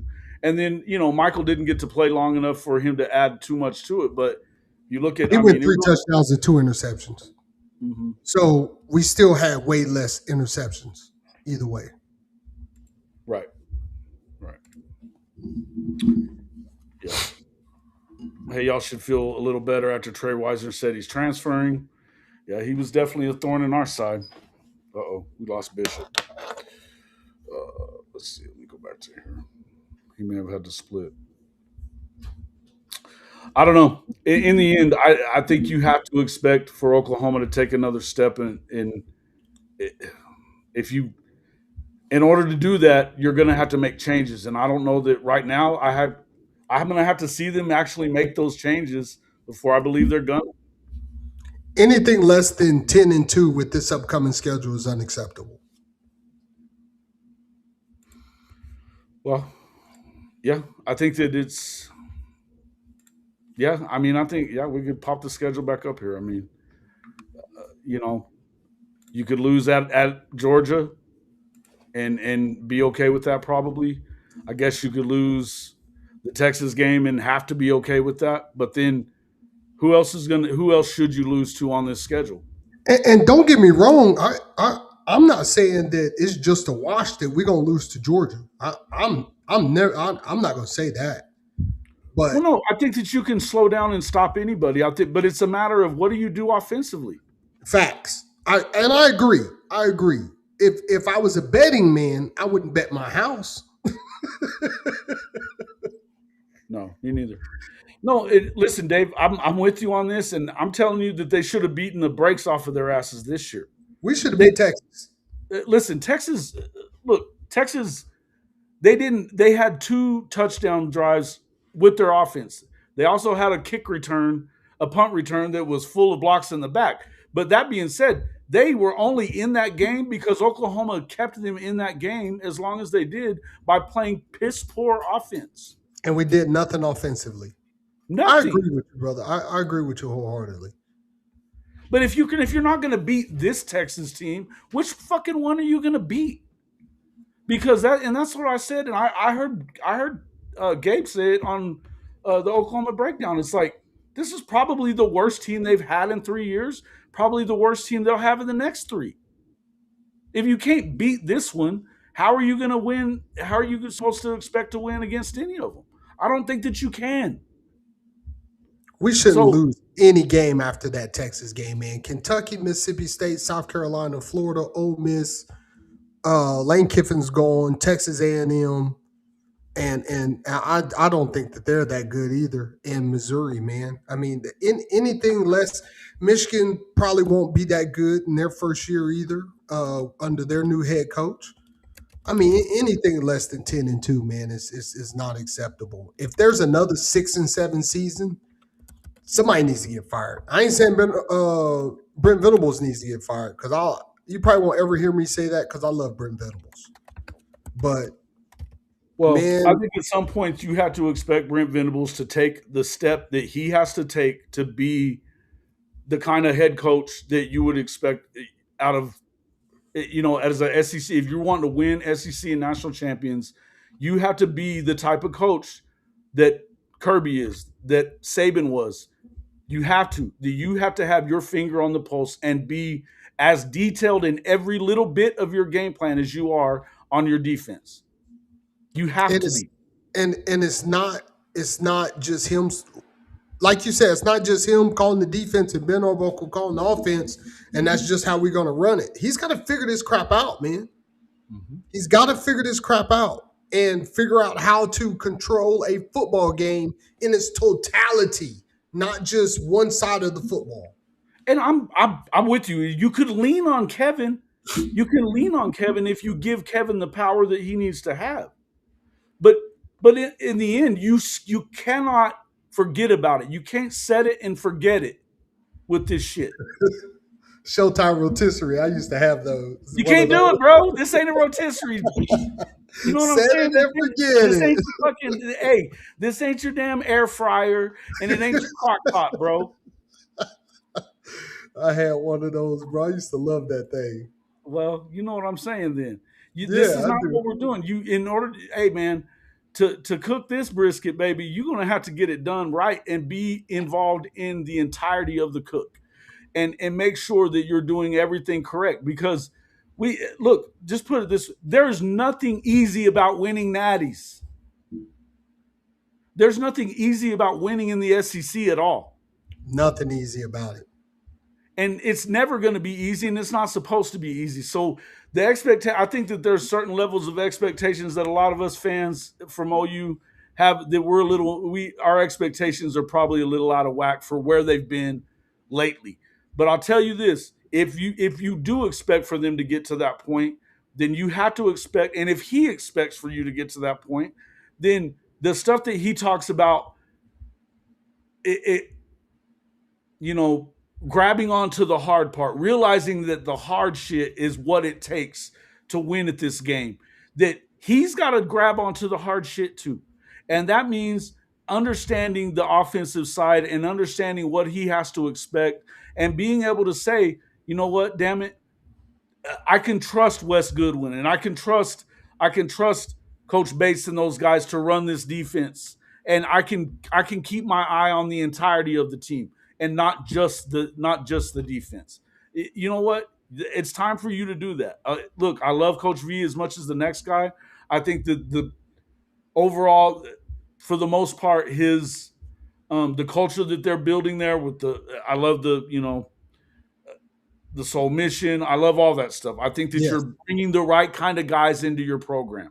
I was watching your show where you were giving him grades, and I don't know that I would have necessarily been exactly where you were on some of those grades, but you weren't there. It didn't. None of it felt like it was very far off to me.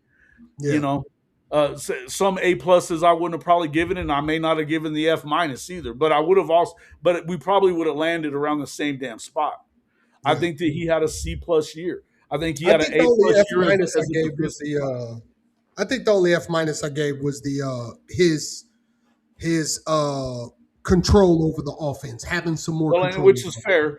It's fair, and I think that it's a fair. It's I don't think it was very far off, but I'm just saying, like, offense. even if we graded a little different on our scale, you got a sliding scale of whatever you grade on, whatever, that's fine. But I don't disagree. I absolutely agreed with you on the overarching uh, grade of what. In fact, you gave him a B. I'm probably closer to 75 because I Yeah. feel like that the fact is you had from Texas on to figure some shit out offensively, and it never really got better. It never got better. It And never did, and your defense got. significantly better, and you were able to do some things Yeah. that that allowed them to get to into the position to get into the playoff, and they finished the job. But truth be told, I mean, shit, I was there for the LSU game. I think you were there for the LSU game. They should Mhm. have lost that fucking game. They should have lost that game. And the fact is that offense was even worse than Oklahoma's, or else we do lose that game. That game should have never been close, man. That was ridiculous, man. At No, home. but you can't turn the football over 3 times. And I understand the first one was tipped, whatever, blah blah blah. Okay, fine. But It you was tripped still, I because of mean, his throwing motion. yeah. Well, his footwork, his throwing motion, there's a lot of shit. The point is, if they go into next year with the same, I mean, with this going at it the same way that we are this year, I don't know how it gets better, man. I just don't. And to your point, when you said that um, our expectations, I don't think that there's a problem with our expectations. I just I just think that year in and year out, the Oklahoma Sooners fan base is very smart. They know what winning looks like. We've won for so long. We know what it looks like. So with this, and it's not just a few people talking about the offense. I said it when Ben Arbuckle got hired, and everybody said I didn't know what the hell I was talking about. See, and I didn't go as far as you did. I went back and looked at some of those, and I was like, damn, he was fucking spot on too. Right on But with and everything I that I kept said. saying he wasn't the guy that I wanted him to hire. He never came into my mind. I said earlier that it needed to be a competition between Mature and Hawk. It was never going to be that. I should, Yep. it is what it is. But I wasn't sure about him. I watched some of the stuff and I liked whenever I saw them getting under center and some of that other stuff. But to be honest with you, if you go back and you look at it without any rose-colored glasses at all, and you're just really looking at it, I think in the way that you were of what is he going to bring here, I think that you can go back now and be like, yeah, you could have probably seen this coming, Anybody that goes unless back you and watch that actually video, have Kevin take a step and say, look, this is what we're going to bring. Because I said this, I had this argument with Dent, and I know you commented on that video where Den and I had that argument about this being his first year and you got to give him time and all that and training wheels. And I was like, Oklahoma's not a place for you to intern at as a coordinator. And yeah, that was my feeling. I could understand if he didn't have the pieces, but we have the pieces. There's like I said, the quarterback. Okay, he got his quarterback. There's no excuses there. The running backs played just fine when they did get the ball. No excuses there. The wide receivers played their asses off. No excuses there. The tight end made third team all SEC and Jaron Cannick. No excuses there. We got young offensive linemen, but I'd rather have a freshman 5-star offensive lineman than have a junior 3-star. The linemen played well. They didn't get a bunch of holding it wasn't a line They problem. weren't jumping off sides. They didn't get a bunch of false starts. And here's the thing, and I would still tell you that the way that the offense that they run is not conducive for you having a bang up line that is a mauler, going to fire off the ball and kick your ass either. And that's really why Caden Green left, to be honest with you. He didn't feel that our offense was going to get him to the next level. I don't know about that. I think a lot of it had to do with the fact that he saw himself as a tackle, and Big Bill did not. Yes, he wanted to be a tackle, but guess what? He went to Missouri, and they run the football. Sure, you could tell by where he went. He still struggled. He's had his struggles back at Missouri, though. He has. But he was a good piece that we lost.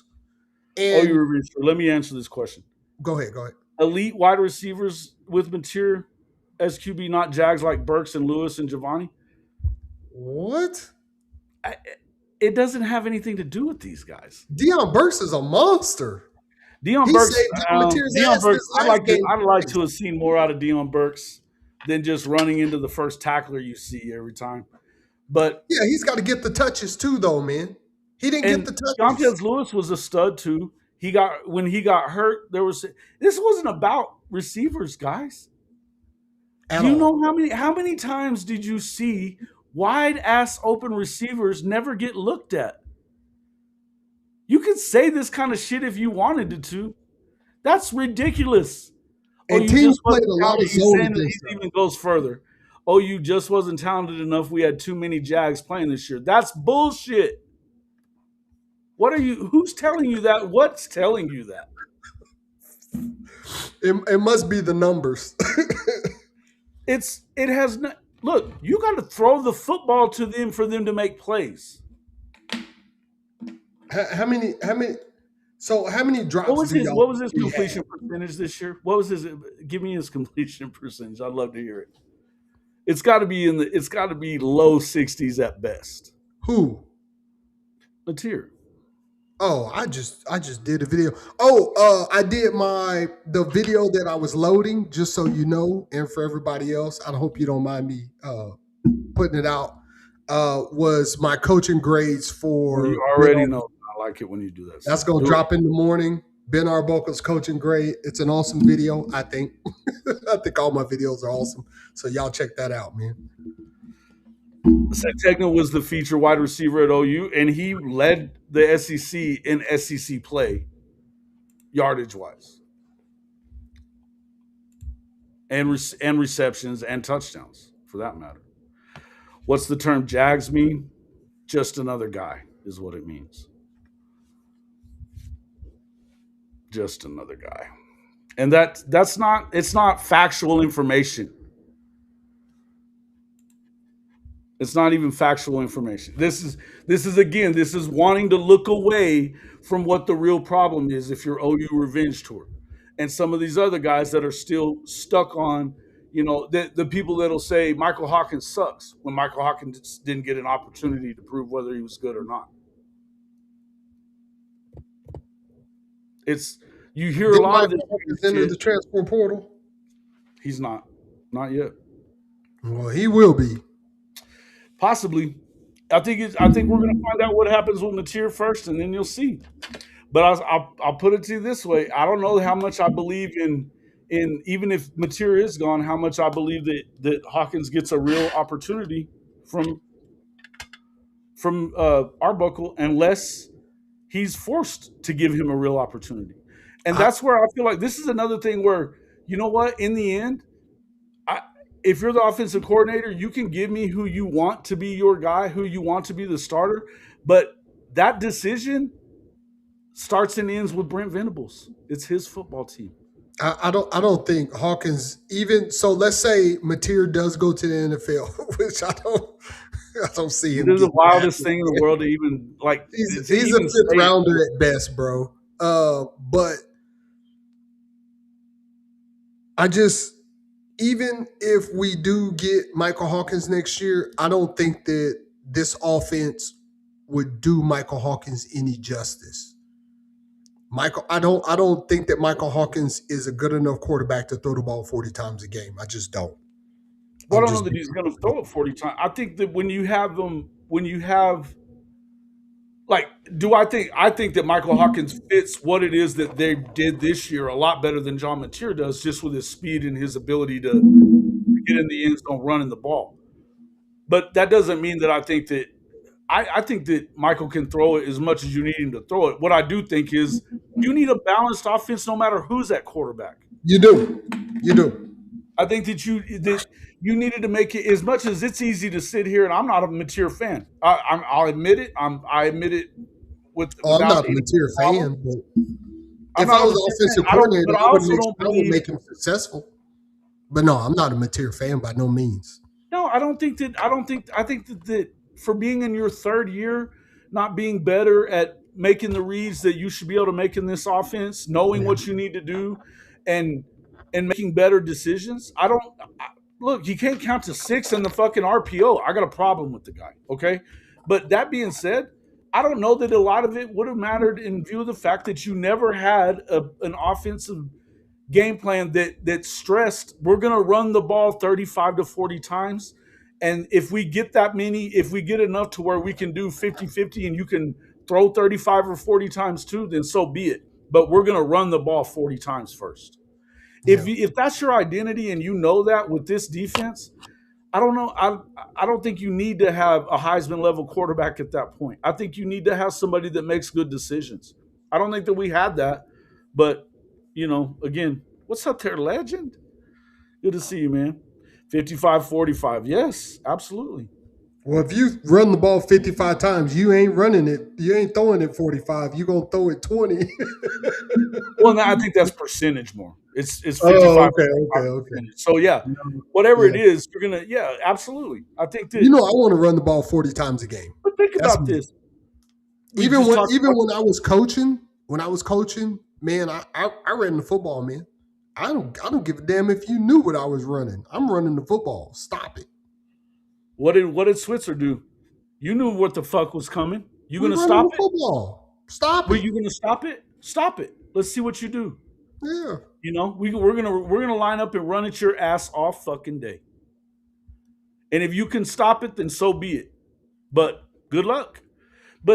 And if you look at Kirby Smart still doing that. Look, you're gonna tell me that a guy like what's his coordinator's name? Shit. Even Ohio State last year, when they brought in Chip. what's the name that was the Chip's head always coach been a of run Oregon first for the dude. longest. Chip's always been a run first dude, bro. Chip ran the football.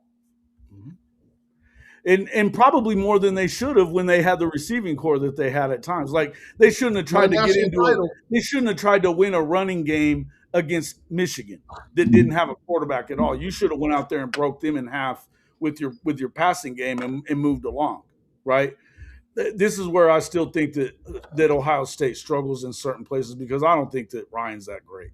I just don't. And I actually said in one of my videos Mike last Bobo, year though, that Chip you're going to tell me that Mike Bobo wouldn't love to throw the shit out of the ball and get one of his quarterbacks a Heisman or something? He would love that. I promise you he would. Yeah. But guess what? That's just not going to happen. It's not going to happen with Kirby Smart. They're going to run the ball off tackle. They're going to run the ball between the tackles, and they're going to run the ball with their quarterback some, but they're going to throw the ball as a supplement to what they're doing in their run game. And it works, and it works more and more all the time. I mean, you look at Georgia earlier in the year, they didn't look the same that they started looking late in the year. But this is why you saw they took a big step forward in their passing game. They took a big step forward in their running game. Their defensive line wasn't very good at the early part of the year, but they worked their way into it because they kept them on the fucking field. And they kept running the football. And they kept running the football. Absolutely.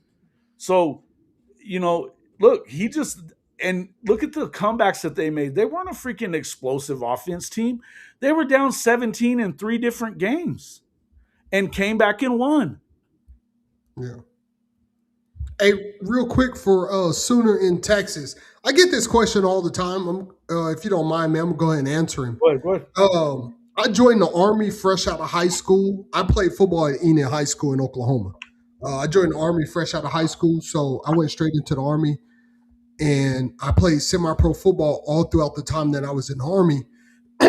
So I didn't play college football. But after RIF-1, when I came back from Iraq in 2004, there was an Arena League team in Waco called the Waco Marshals. And I ended up playing wide receiver and corner for them. So I did play some pro football. I got paid, to play. And I've also coached at the high school level at several different high schools. And I've also coached semi-pro ball. I know a lot of places, some places you go that semi-pro football might not be a big thing. But where I played. Depends on where you're at. Yeah. I played in Texas. I played in Texas, and we actually had a defense that was ranked number 1 in the nation at one point, and I was the corner for that team. So, I didn't get to play NFL because after that Arena League year, our owner floated a bad check around the league, and they moved the team to Ohio. I wasn't moving to Ohio, so I went back in the Army. I ended up doing 22 years in the Army. But yes, anybody that played with me will tell you that boy is a monster. Yeah. Amen. And I'm with you on that. And you coached for a pretty good while, didn't you? You've been a Yeah, coach for a I, while now. I coached. I coached at Lawton Ike, and I coached at Coppers Cove High School. Um, I had a couple of Wow. different stops in high schools where I Coppers coached. Cove, that's a good program at Coppers Yes, Cove. sir. When RG3 was when he was a senior, I was the wide receivers coach there. I like it. Yes, I sir. like it. I like it. I like it. They also had two first round running backs at Ohio State last year. Yeah, listen, they They were able ran to the run the football. right. We've talked about this a lot. If you start looking at why do I believe I look at Georgia and I think that Georgia's the team that should win the Natty there. I think that um, Ohio State, I think they're a little young this year, but how did they win it last year? And then same way Michigan did the year before. They were able to bring back guys that had been in their system. They had a lot of continuity. They brought back their best players. They paid those guys. So, and then they were able to add guys. Obviously, you go out and get a Quinshawn Junkins. You go out and get a guy, where obviously having Smith was huge. Jeremiah Smith is a big deal. But when you go out and you have a guy in your secondary, like Caleb what's his name, Caleb Downs, Downs. yeah. I mean that guy's probably the best player in the country on the defensive side of the ball at all, right? So you add guys like this. I I'm laughing at Sooner Ace, man. I didn't go to just love school there. it too. I I'm coached laughing. there, I'm brother. I loving it. coached there. I'm loving it. Yep. Shout out to my guy Sooner Legend, former Ranger sniper. He's my guy, man. That's awesome, brother. That's awesome. I was field artillery, but to your point with Quinshawn Junkins, you have to have an offense to where that guy wants to transfer to your school. Yeah. Well, If they there's a already had a top really, if really there's good a top running back running in back, Trey, also. if there's a top running back in the transfer portal right now, I promise you he don't want to go to OU. Dave's here, our Michigan guy. All love for you, Dave. I agree. Whatever. I'm just saying. The reason that those guys, both of y'all's teams won, is because you had a lot of guys that had a lot of football under their belt, man, and they were able to go through in a time that you're seeing less and less on the field that has a lot, start off the year especially, that has a lot of experience, and so you guys were able to have put together a ton of experience the year that you won it, and I think that that was the same reason Ohio State did as well. And I think that if you look at who's going to probably win it this year, I have a hard time believing Ohio State does it this year. I don't think that Julian Sain's ready to. I don't think that he'll be able to play and win the game in a game like against Georgia. I think they're going to struggle. By the way, I think they're going to struggle against Miami next week. I picked Indiana after they beat Oregon just because I saw the way that they were running the football. Remember, they made it last year. So them coming back and then the way that they ran the football, the way that they played defense, I picked Indiana. Running the football and playing great defense goes a long way, man. And I think they're gonna choke. I think they're gonna choke the life out of Alabama. Not because Alabama beat us. It ain't none of that. It's just that the way that they play the way that they play defense, we're playing a lot of zone and it causes problems. And the way that they run the football and the fact that Alabama doesn't run the football, they're gonna choke the life out of Alabama. Watch what I tell I you. think Alabama has to get a fast start. I think they have to get off to a fast start and put some points on the board early to be able to do what they want to do, because I think it is going to be strong. I think with they hadn't run the ball well enough, really. Listen, defensively though, I think that Alabama can play with everybody. They have a great defense too. I think the thing of it is that you're going to have to get off to a better start than you did against Oklahoma. I think if you're Alabama, Yeah. I think you are. But I also think that Indiana hasn't been in this position as a program. And look, I know that doesn't affect people. Say, well, that shouldn't affect these kids. They weren't there. Blah blah blah. No, it affects everybody. It's the same thing I say about A&M all the time. Their culture at A&M is to not win big games. It is. It's Texas 8-4. It's been like that since WW2. This is what we're talking. And these things. Look, Indiana's a basketball school. This is new to them. Now, if you give them an opportunity to keep on winning, and the more that they get into this stuff, then they could get better. But I think that you have an opportunity if you're Bama, that just being Bama is going to be, it's going to affect you. We're going up against Alabama here. We're not supposed to win. And if things start going bad for you early on, you could lose the game. And I think that it's on top of the fact that talent wise, you just don't really match up with Bama. Now, the way that they're coached, I agree with you 100%. I think that Cignetti does a fantastic job. I think he does a fantastic job, and they know who they are and who they're not. They Right? lost to Indiana in the first round last year. No, Indiana got beat by Notre Dame in the first round last year. No, that's what I meant. They lost to Notre Dame in the first round last year. Indiana did. Right. Yeah. So, But going to a place like the Rose Bowl, you don't imagine Rose Bowls in Indiana. You don't. For your entirety of your maybe not. program history, They're gonna do it this year. Not an expectation that they have in Bloomington, Indiana, bro. That's where I'm putting my money. So I'm not saying that Cignetti doesn't. I'm telling you that that's the hard thing to overcome if you're an Indiana team, right? Because this isn't what anybody's used to, and it's them getting it's to the playoffs is not what people were used to. Mm-hmm. They haven't played in a meaningful bowl game. Right, and they're badass at defensive tackle is out. Not in my lifetime. No, they haven't been any good. They're a basketball school at best, and they haven't even been that really lately. Yeah. So, I mean, I'm not saying they can't get there. They'll be ready. They'll definitely. They didn't match up with Oregon or OSU talent-wise. You're right, Jenna. You're right. I'm not saying y'all are wrong on that. Cignetti will have them ready. I'm saying if you're Alabama, you need to get over there and take them out of that game. You need to go over there and put pressure on them immediately. Put points on the board right now. I wouldn't defer to the second half if I'm Alabama and I win the toss. I'd take the ball first and go score. No, that's my game. That's my game plan if I'm Bama, though. You know what I'm saying? Hey man, Indiana by 2 scores. Okay, I'm gonna disagree. I'm gonna disagree with you. I think Bama wins. Okay, but we'll see. We'll see about it. I mean, everybody's got their receipt here. I've been making this prediction for a while now. So, what, the Alabama's gonna beat Indiana? Yeah, I said either. I said before the OU Bama game that whoever won that game was going to beat Indiana.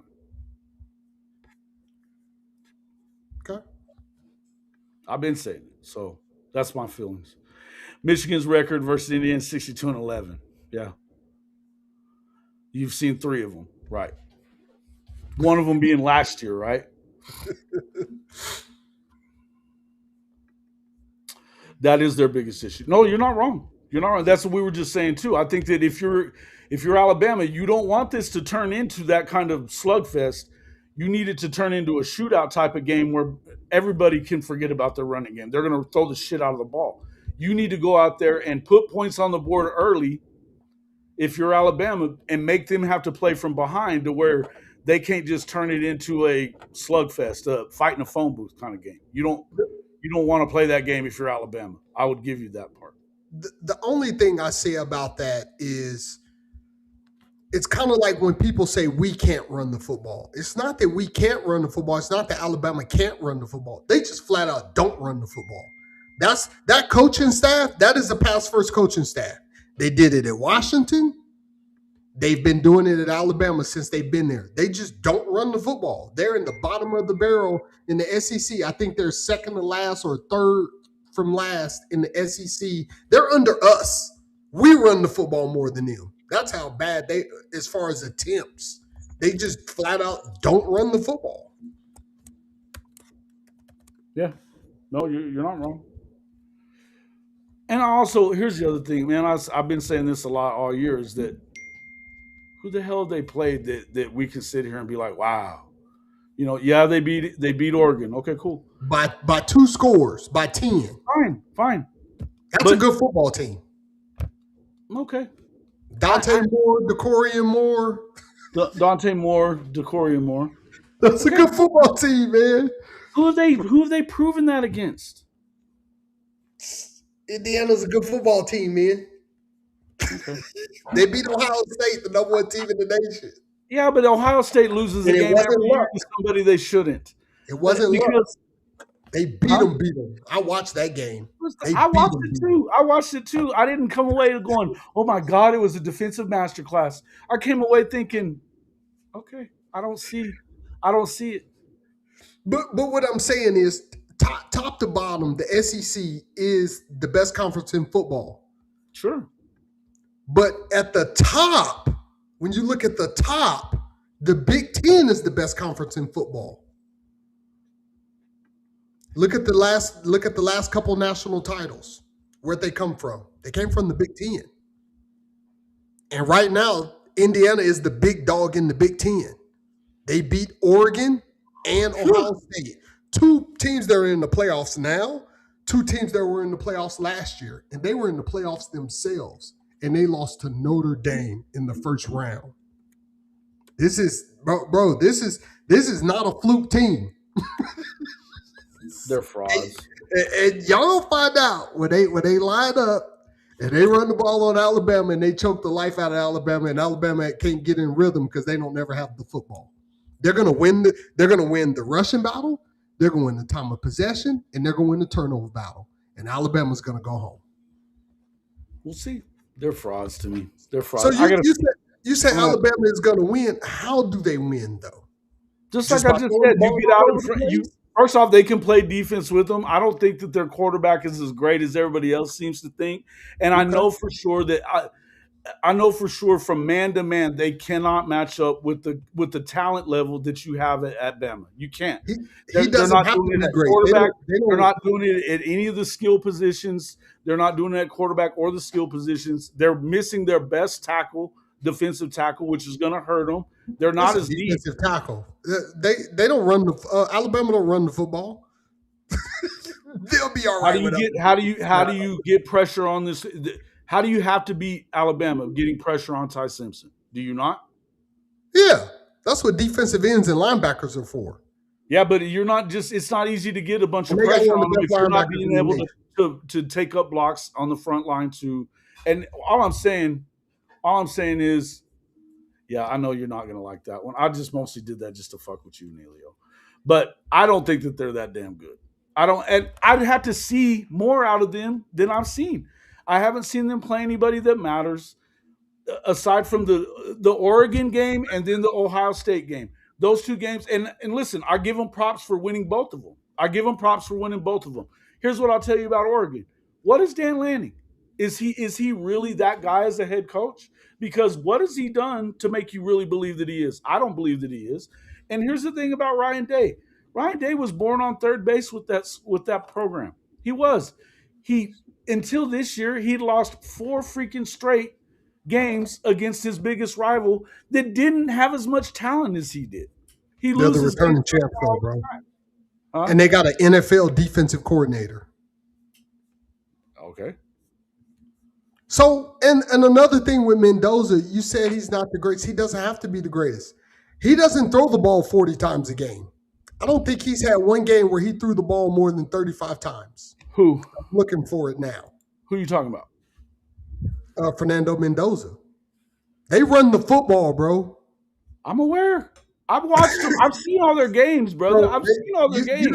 You don't need him to be 40 you times. Also, when you're playing Minnesota and fucking the teams that they're playing, you don't have to be great running. You don't have to be great throwing the ball, and you can run against them because they're not that damn good. Okay. I just don't think that. I think that the Big Ten is completely top heavy, and it's shitty outside of the top 4 or 5 programs. Yeah, they are top heavy. Yeah, top 4 or 5 programs. They're very top heavy. They protect those top 4 or 5 programs from each other, so you don't see a ton of how good one or the other is. You just don't. Yeah, they're very top heavy. That's what I'm saying. Google him. Yeah, I don't. Yeah, I know all about Sig. Who? Yeah. About Signetti. Yeah, I'm a good coach. I've heard him. I've heard of all that, and I've seen it. I agree that he's a good coach. I think he's full of shit, but I agree that he's a good coach. They're Can they awful. run against Bama? They ran for 100 yards against Ohio State, and Ohio State's defense is way better than Alabama's. I don't agree with that either. Who tested Ohio State's defense? What? Who tested Ohio State's You defense? mentioned Caleb Downs already. They have the But number one. wait, They have but the wait, number one who probably draft pick tested in the Ohio nation. State's ability to shut down anything? They're really good on their front line. In their first, they don't have a lot of depth there, though. Everybody knows that about Ohio State. Their depth is what's wrong with them on that D line. And I think it came back and bit them at the end of the game against Indiana, too. Their defensive end is going to be the number one pick in the draft. We're talking about depth. I'm not talking about one guy. I'm talking about the depth they have. I think at their first position, their number one guy at each position on their defense is really, really good. They're After all that, 5 it and 4 falls off teams. pretty damn significantly. And so I'm telling you that I believe that Alabama is at least as good there.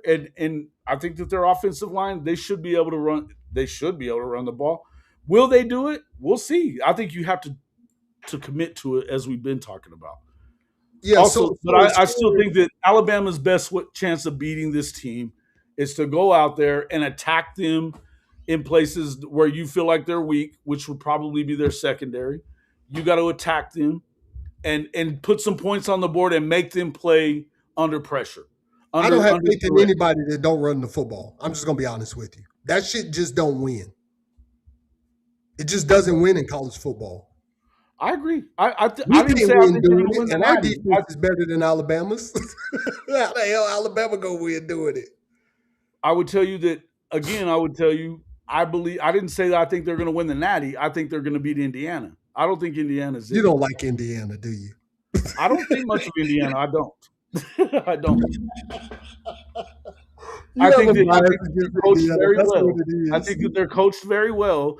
I think that talent-wise, they ain't there. And I think that it's easy to think that they're really good because you haven't seen them up against a bunch of really good teams. I think Indiana in the SEC is a 7 or 8 win team. Who? I think Indiana. I just said it. Indiana in the SEC is a 7 or 8 win team. Okay, name 5 teams in the SEC that would beat Indiana. Oklahoma, Alabama, Georgia. I just told you Alabama was going to Georgia. You did. You said Oklahoma on purpose. Who else would I say? Oklahoma's in the playoff. Oklahoma's in the playoff. I don't know that Indiana's a ton better than like Mizzou is. Okay. We're going to see, man.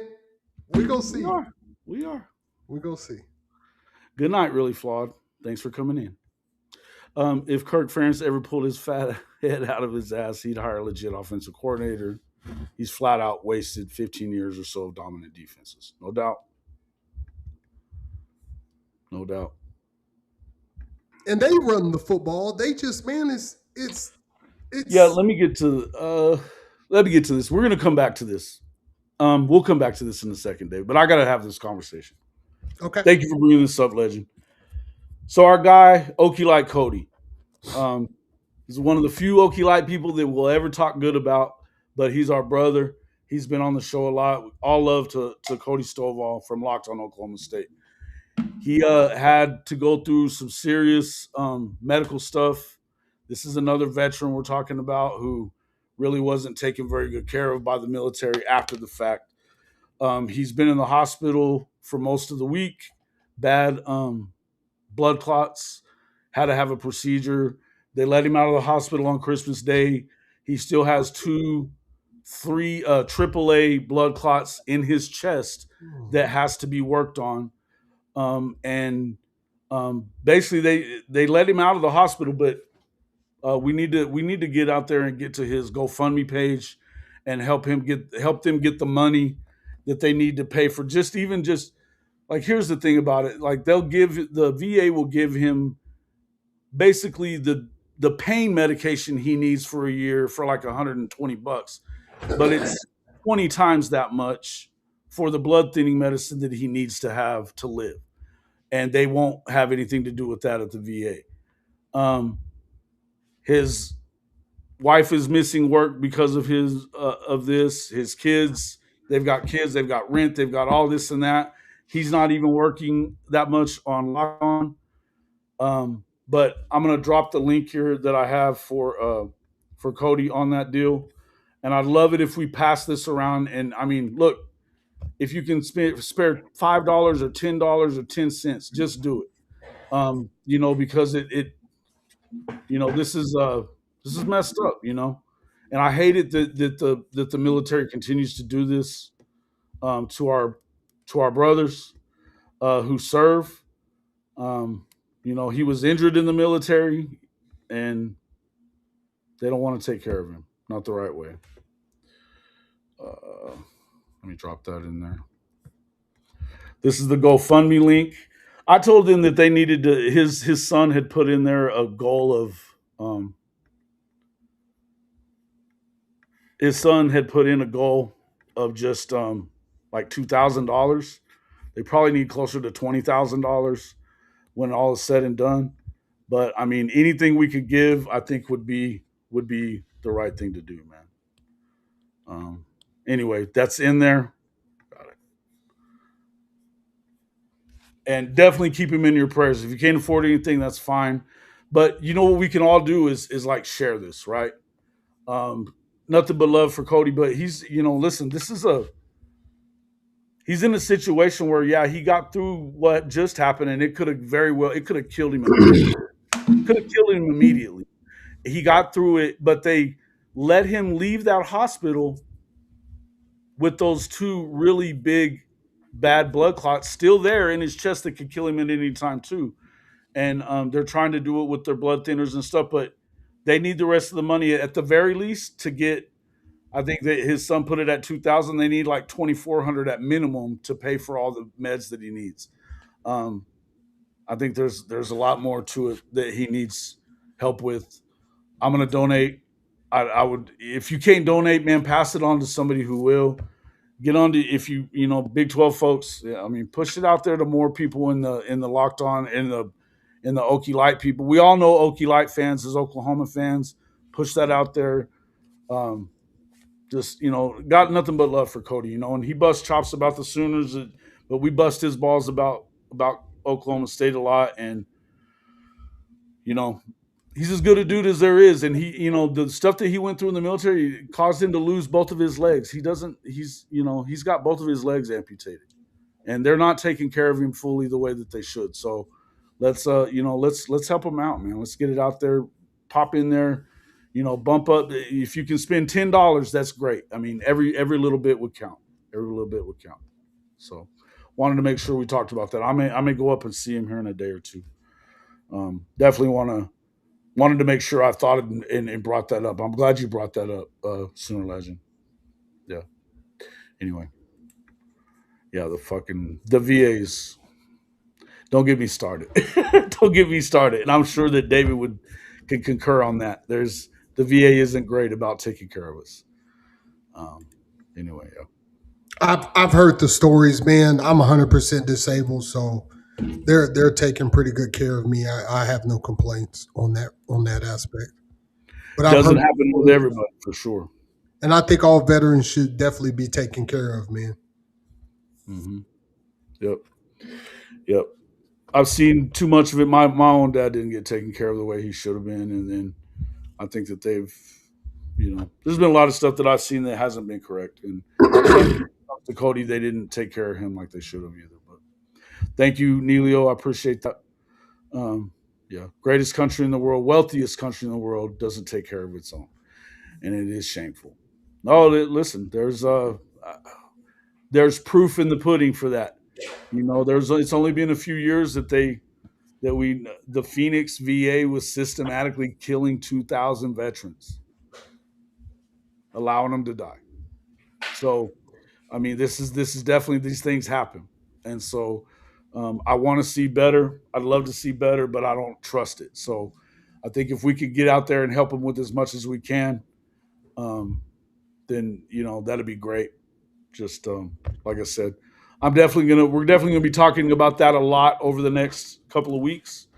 But I want to get up there and see him and talk to him a little bit and see exactly what else is coming down with it. But I'd love to hey, listen, for you folks that watch like Locked on Big 12 and stuff like that, they should really be out there pushing for this guy too. Cody makes them a lot of money, man. People watch his channel like crazy. They should definitely be out there pushing for that as well. So get a hold of those guys that Locked On and all that kind of stuff. Put it on your Twitter, put it on your Facebook. Share this shit around, man. Share it around, because if you're a college football fan, Cody's one of the good dudes in college football. He loves the game. He loves the Big 12. He loves everything about college football, and I've never seen a guy that's as passionate about what he does as what Cody is. So yeah. Anyway, hey, thank you, man. Prayers and we got him to support. Yeah, definitely. If nothing else, yeah, throw up a prayer for my guy. Throw up a prayer for my guy. Cody is salt of the earth. All right. Hey, we're talking about this. What did you think about LSU and Mizzou both losing today? Did you watch any of that? Either of those games there, Dave? No. Mizzou, I don't know. How do you not run Ahmad Brooks on 4th and 2? He's not even in the game. Not even in the game, Ahmad Brooks. That's like not running beast mode on the goal line when you're Seattle and you end up throwing the interception. Coaches overthink stuff all the time, man. Yeah. Yeah, man. He wasn't in on the last drive. The last drive they had, wasn't even in the game at all. And then the one before that, they had a 4th and 2. He's not even in. He's not in the package. So crazy shit. But LSU, yeah. Kiffin didn't coach. No, but LSU got beat by Houston. Yes.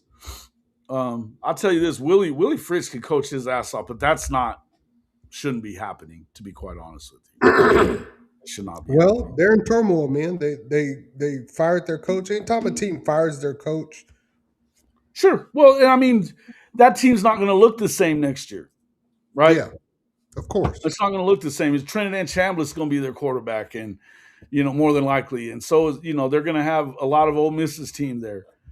And not to mention some other guys out of the portal. They got a lot of money to spend, and I think that they did really well to keep that defensive coordinator there because he's legit, and I think that Kiffin will. It's a perfect situation for Kiffin. I still think the best hire was Florida. I think that John Summerall was the best hire out of the group. Although I don't know if you could have had a better fit. I wish we'd hired an offensive coordinator. What's that? I said I wish we'd hire an offensive coordinator before it gets too late. Yeah, and Neilio, you're right. Half of Mizzou's staff is now gone. 4 just today to Wazoo. It's going to be the hard part for Drink from here on out. You're not wrong. I think you're right. I think that has a lot to do with it. It's one thing for Drink to be able to go in and do what he's done, but when you have the kind of schedule that they had again this year, and you only go 8-4, and then you can't beat an upstart Virginia, it kind of tells you. I mean, Perbula leaving the way that he did. I mean, to me, it's pretty obvious what's going on. That he may not be. They may be headed in the opposite direction at Mizzou. Both rosters were depleted with starters in the portal. Okay, cool. Nope. Didn't wait. LSU going to be a problem from here on out? They could be. I wouldn't go handing them a damn trophy yet because I'll say this. I think that Lane's a very good coach. He still hasn't won anything of significance. Still ain't won nothing. Would we take Bo Perbula over Mateer?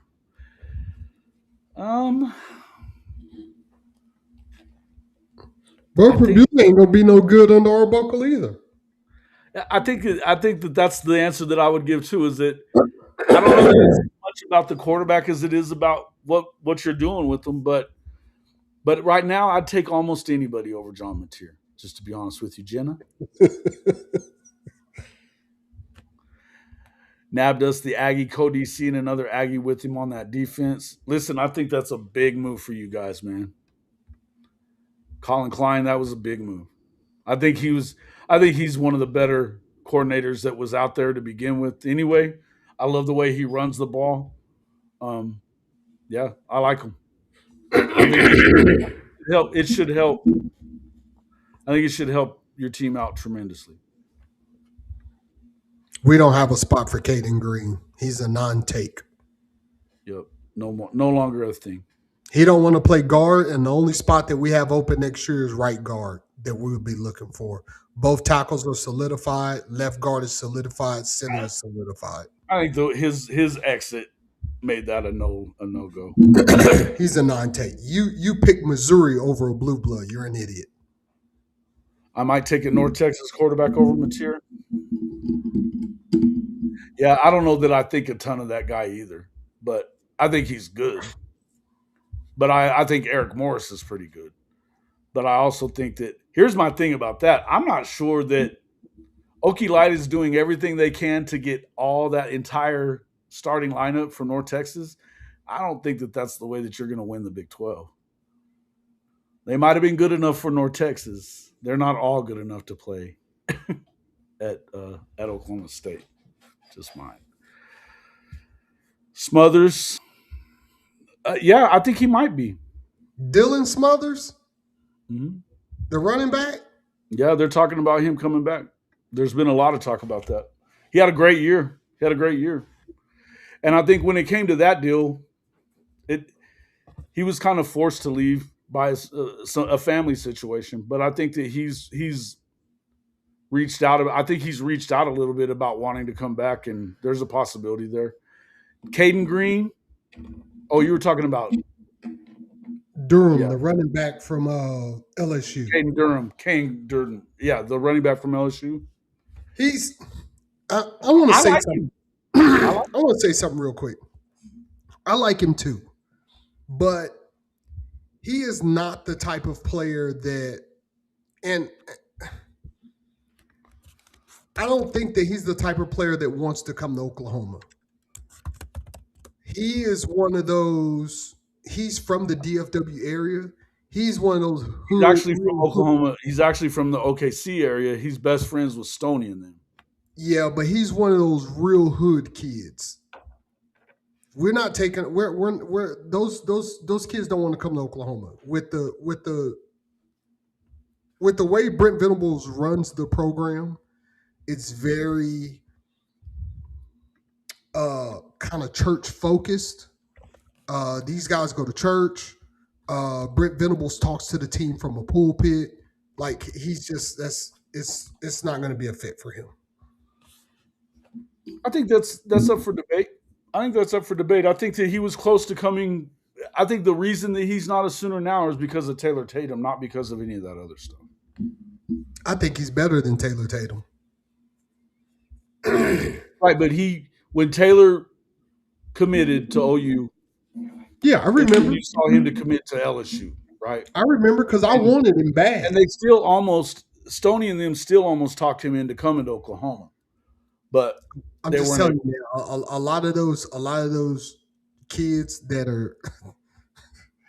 I'm just gonna say hood kids. I'm not gonna say what I want to say. Stoney's a hood kid too. That's why I was going to say the hood kid stuff. I don't know that I agree with all that. Okay. But I know what you're talking about. But I also think that growing up in that situation, I know a lot of these kids. I know you do. I know. I go to their games. Mm-hmm. I'm just saying Caden Durham was close. And I don't know that he's coming to Oklahoma. Yeah. Again, yes, I don't know if didn't make it to IMG because he was a hood kid. But IMG runs a very good program, and they help a lot of those kids transition to be more of a college student. That's what IMG is. It's a transition for those kids to become college students. You can call it a football factory, and that is what it is. But it also helps them prepare for college. Their school is ran like a college. They help them with PR stuff and everything. Yeah, no doubt. No doubt, no doubt. Um, And I don't know why any running back would want to come to OU right now. well, they want to come in. They want to come and play for DeMarco. They do. He's getting them every year. And look, He I'll say is. this: I don't know It's that the running crazy. back is as big of a scare for me right now. I think that Torrey was really good this year at times. I think he's only going to get better. And I think that if X-Rob has to stay healthy. But what I will say about the kid that we've got coming in from uh, the flip from A&M, why am I forgetting his name? He's the number 2 running back in the country. Anyway, Yeah, I know type what you're talking about. he's going to run hard. And I think that, and Chris Mason said this last week when we were talking, or when he was on with K Chris, that they're expecting something. And I'm kind of the same belief when it comes to running backs, that if your dog is going to bite, it's going to bite as a puppy when it comes to running backs. And I think that their expectations are for these young kids to come in and be ready. Those are the kind of guys that I think that DeMarco's recruiting. I agree. They have to get the football in their hands though. That's the issue. Yeah, Hatton. Hatton is Yeah, a phenomenal running back. he is. He's a big kid that runs hard. But Runs he's got hard. to He's get the got football in speed. his He's hands. got Man. He's got to get the football in his hands. right. Yeah, and that's the whole deal. Told his father it's so much more stringent on his time than he anticipated. Yeah, for IMG. Yeah, it's. No, I mean, it's. IMG don't let you get in trouble. You don't have time. It's ran like a college. Yeah, yeah. Your You don't job have is. time. I mean, you're paying a lot of money for your kid to go to that private school to become a professional, right? Yeah, Whether it be in tennis or golf or baseball or football or basketball, basketball, I mean, all you can do that. it at all. Yeah. But that's what they're there for. But they're definitely you're paying for them to teach your kid to be a pro, more or You don't less. go to that school unless you're a blue chip athlete. Uh, absolutely, absolutely, or should be a blue chip athlete. Four Yeah, stars. but again, and I think that Hatton, I agree. Again, none of this really matters, and that's why when somebody early on we were talking about firing DeMarco, and I was like, they're for number one, they're not firing DeMarco. It's not happening. It's not. You can say this. We can bitch and complain about DeMarco all we want to. I don't think that this was. I don't think that any of what was going on in the running back room this year, the rotation, any of that was on DeMarco. I think that Nope. DeMarco coached them, and Arbuckle decided who was playing. Period. End of story. Because had it have been, look, DeMarco actually played 3 to 4 running backs all the time. You didn't see that at one point of the season this year. He had a When good they were rotation healthy, so they wouldn't get worn down. But we don't run the ball enough to get worn down. well, no, again. But that's what I'm saying. In all this stuff, we can talk about all that stuff, but in the end, unless they change their way of going about things, running the football, what does it matter? What does it matter? You can have any old buddy in there coaching the running backs, and again, you have a guy that out recruits everybody in the country when it comes to running backs. He does. So it's not really about that. It's about what are you going to do? How are you going to the reason that you would have to worry about losing these guys in the future is because you're not getting them numbers.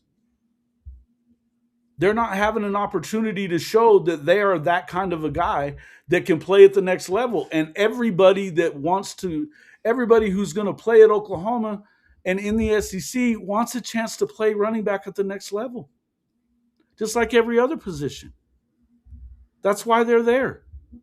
So And unless you kids can want the start football. getting them more carries and more opportunities to succeed, that's what you should worry about, not DeMarco Murray. Running backs play running back because they want the football, not because they want to pass block. You can say this, Sooner Ace, but it wasn't his rotation this year. That's the point I'm trying to make to you, my guy. It wasn't his.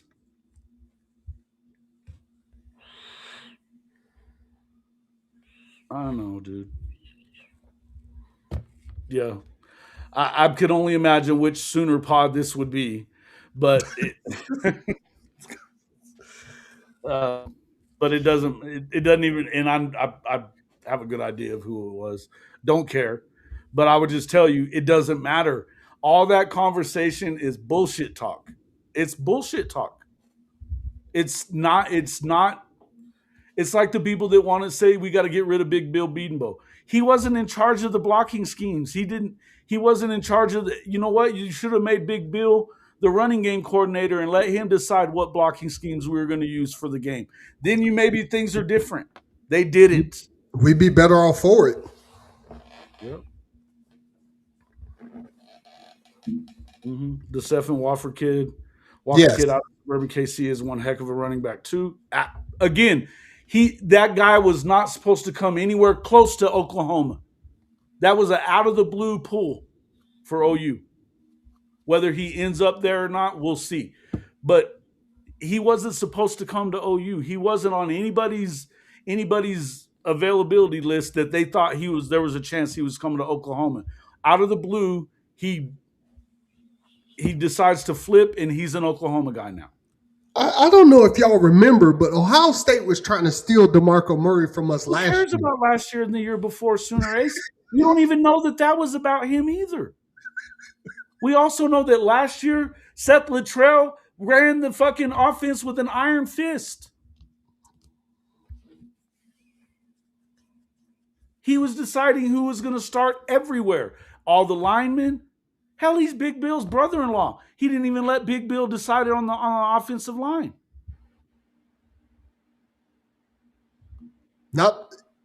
If we do have a 1K rusher, it's going to be. I'm not one of these people that sit here and tells you that DeMarco hangs the moon when it comes to coaching. I don't know that he does. Recruiting-wise, I know he does. Yep. And I don't know that it's a problem with. I just don't know that it's a problem with that.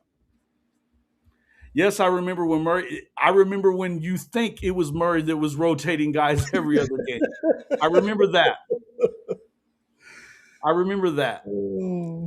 When the running backs carries, at no time at all, and since Brent Venables took over this program, whether Jeff Lebby was in charge or whether it was Seth and Joe John or now Buckle, at no time have they come out and said that this guy decides who's playing or this guy decides who's playing or what the rotation is. Never have they said that. And you have to also keep in mind that the running backs, Ben Arbuckle is choosing what running back plays depending on how well they pass block and how well they catch the football, not off of how they run the football. That's not what Arbuckle really cares about. Because when we hear about you're saying that, you're always talking about pass blocking. Again, Sooner Ray saying that his rotations have been fucked up since they're great. Again, you don't know that it was his rotation. That's what I'm trying to explain to you. I know that the Surge twins tell you otherwise. It doesn't make it real. Oh, the twins? They're funny. I like those dudes. Yeah. It's a place for everybody to be wild and to say whatever the fuck they want, and that's all well and good. But you know that this place here is going to tell you the truth, Sooner Ace. And I'm telling you that I don't know that he's in charge of that rotation at any point in the last 4 years. So neither do you, and neither do anybody on that show. I just don't know where this came from. The fire DeMarco, man. It's there's no numbers to back that up that he should be fired. It just isn't. Yeah. We don't run the football enough for you to want to fire the running back coach. It just doesn't make sense. Y'all forget a lot of these Emmett Jones and Murray haters are Kel Gundy disciples. Oh, but I don't forget that, Jenna. Thank you. And you're right about that as well. Are you, and let me ask you this, Sooner Ace. Are you also one of the people, I'm not saying it's all the Surge. Before we go getting a fight started there again, folks, I'm not dissing this fucking Surge twins. All right. You got to do it with the Surge twins. I'm not dissing the fucking Surge twins again, okay? I didn't the first time. But anyway, but there's people out there that have been saying this, but there's also a lot of people that want to say this and that about Emmett Jones. I don't know why you would. I know that Emmett Jones came in and immediately made them better as a receiving corps. He Done a hell immediately of a made them job. better. I know a lot of the problems that we've had with the receiving corps in the last 2 years has been an injury problem. The medical staff, we know there's an issue there. We know there's an issue there. We've heard stuff about issues within the training staff, which, you know what? I know a lot of people don't want to hear this, but Smitty, he's been doing things his way for a long time.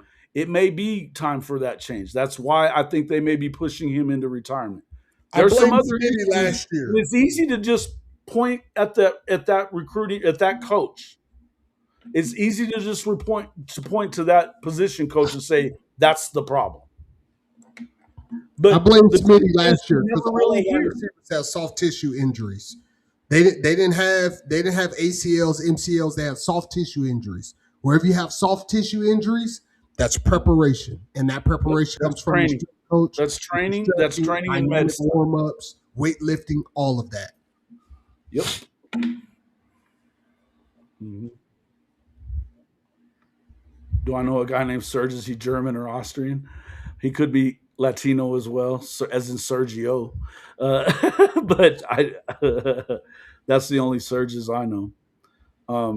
Anyway, when are they going to let the position coaches do their job? This is a better question. This is a better question. So, and this might be a good breakdown for Sooner Ace, but what you have to understand is DeMarco Murray's job is to train the running backs, make sure they're holding on to the football, take them through drills. When they go off in individuals, that's his job. That's why you have position coaches. He's also in charge of recruiting and stuff like that. His job is to tell Ben Arbuckle, hey, in this situation, when they go into their meeting rooms, in this situation, if you want to run this type of play, this is probably your best option. If you want to run this type of play, this is probably your best option. This is your best downhill runner. This is your best scat back. This is your best pass blocker. This is who is catching the ball the best in our individual drills. That's all he does. He doesn't stand on the sideline and say, okay, you go in. Okay, you go in. That's not how that works. That's the offensive coordinator's job. The offensive coordinator works in conjunction with the individual position coaches to come up with a depth chart and a play chart on who plays in what situations. That's how that works. It's not, he's not over there saying, okay, we need a new running back, you go in. That's not how that works, man. Yeah. Now, if you have a two-back situation and say one running back it needs a breather, yeah, of course the second running back is going to go in, but they have all these packages put together and all these color groups, and those they already know who they want in at those specific times. So it's not just DeMarco Murray. This ain't elementary school, man. This is a college football. And saying that they're not performing in the room that's what I was just answering to. This is the truth. Just like I've said with Michael Hawkins, when people start dissing MHJ, I'm like, we haven't gotten an opportunity to see what he's about. We don't know because they're not giving him that opportunity. And I would say the same thing is true with the running back room. You can say whatever you want about the rotations and whether or not they're performing. The truth is, where is their opportunity to lead the football team? Because it's not there. They're not running a game plan that's heavy running back. And No. let's go out here and do some things that's going to help this running back. They're going to help this football team out by let's commit to the run. Commit to the run, then we'll talk about whether or not he's performing or not. Commit to the run and let's see if they can perform. It's true for yes, it's true for everybody. Well, offensive line is a little different. Those guys aren't going to change. But for tight ends, yes. If you have a certain package that you want to run, like for example, his script. You saw Jaron Kanik in a lot because Jaron Kanik was the most athletic, best pass catching tight end that they had. So that's why you saw Jaron Kanik in a lot. But when you go down the goal line and you want to do a power run, they don't have Jaron Kanik in a lot on those, in which we don't really power run a lot anyway. Center in Texas, what I would say, this is a good point he's making. It seems like too much of a load on an OC play by play decision. Wouldn't position coaches be given those decisions in some aspects? But when it comes to skill guys, make no mistake, the OC knows who he wants on the field doing what. When it Yes, comes to like I said, if somebody gets hurt, yes, DeMarco might be the first one to be like, hey, he got number 2 already standing by him. A lot of times in that game, I got 2 running backs. You hadn't really seen, that's why I said you hadn't really seen Jaden Ott and all those other guys. You got 2 backs. So if one gets tired, the other one goes in. But it's when they have their packages and they know the first guy that's going to try it out, that first guy that's trotting out is basically, that's why you didn't see the same starter at running back game in and game out, because the packages changed and they used different guys to do different things depending on what they were good at. Yeah, no, that's high school. That's high school and middle school. In college, it don't work maybe like and look, I think that maybe Levy allowed. I think that Levy gave DeMarco a lot of leeway in what he was doing, and maybe you can make that argument if you want about that. I think that at some point there's been a lot of us that have kind of wondered what's going on. I didn't understand putting Javante Barnes into the last Bedlam game. He hadn't played in a month, and the first play you put him in on is a direct snap. It didn't make a lot of sense to me. He fumbles it. Of course, we know what happened there, but I could tell you that I would. My feelings were that was a push from DeMarco. Probably. I'm not saying he's perfect. What I'm telling you is that I don't know for sure that he has a whole lot of say so on whether or not on who's in the game at what point. I just don't know that that's the case. And that's why you didn't see him a lot, because it's a pass first offense. Yeah. You wasn't going to see him a lot. No. And again, I mean, when the last game tells you exactly how the rest of the season went. John Mateer had 19 carries. The running backs combined for 14. I mean, that's the way the whole season was. You said what now? It was the last game was just like it was really, if you look at the offense, it was just showed you exactly how the entire season was. John Mateer had 19 carries. The 2 running backs combined for 14. You know, it's funny that you say that. It was a microcosm. Yeah. This is each game, every run that John Mateer had and the runs that the running backs had.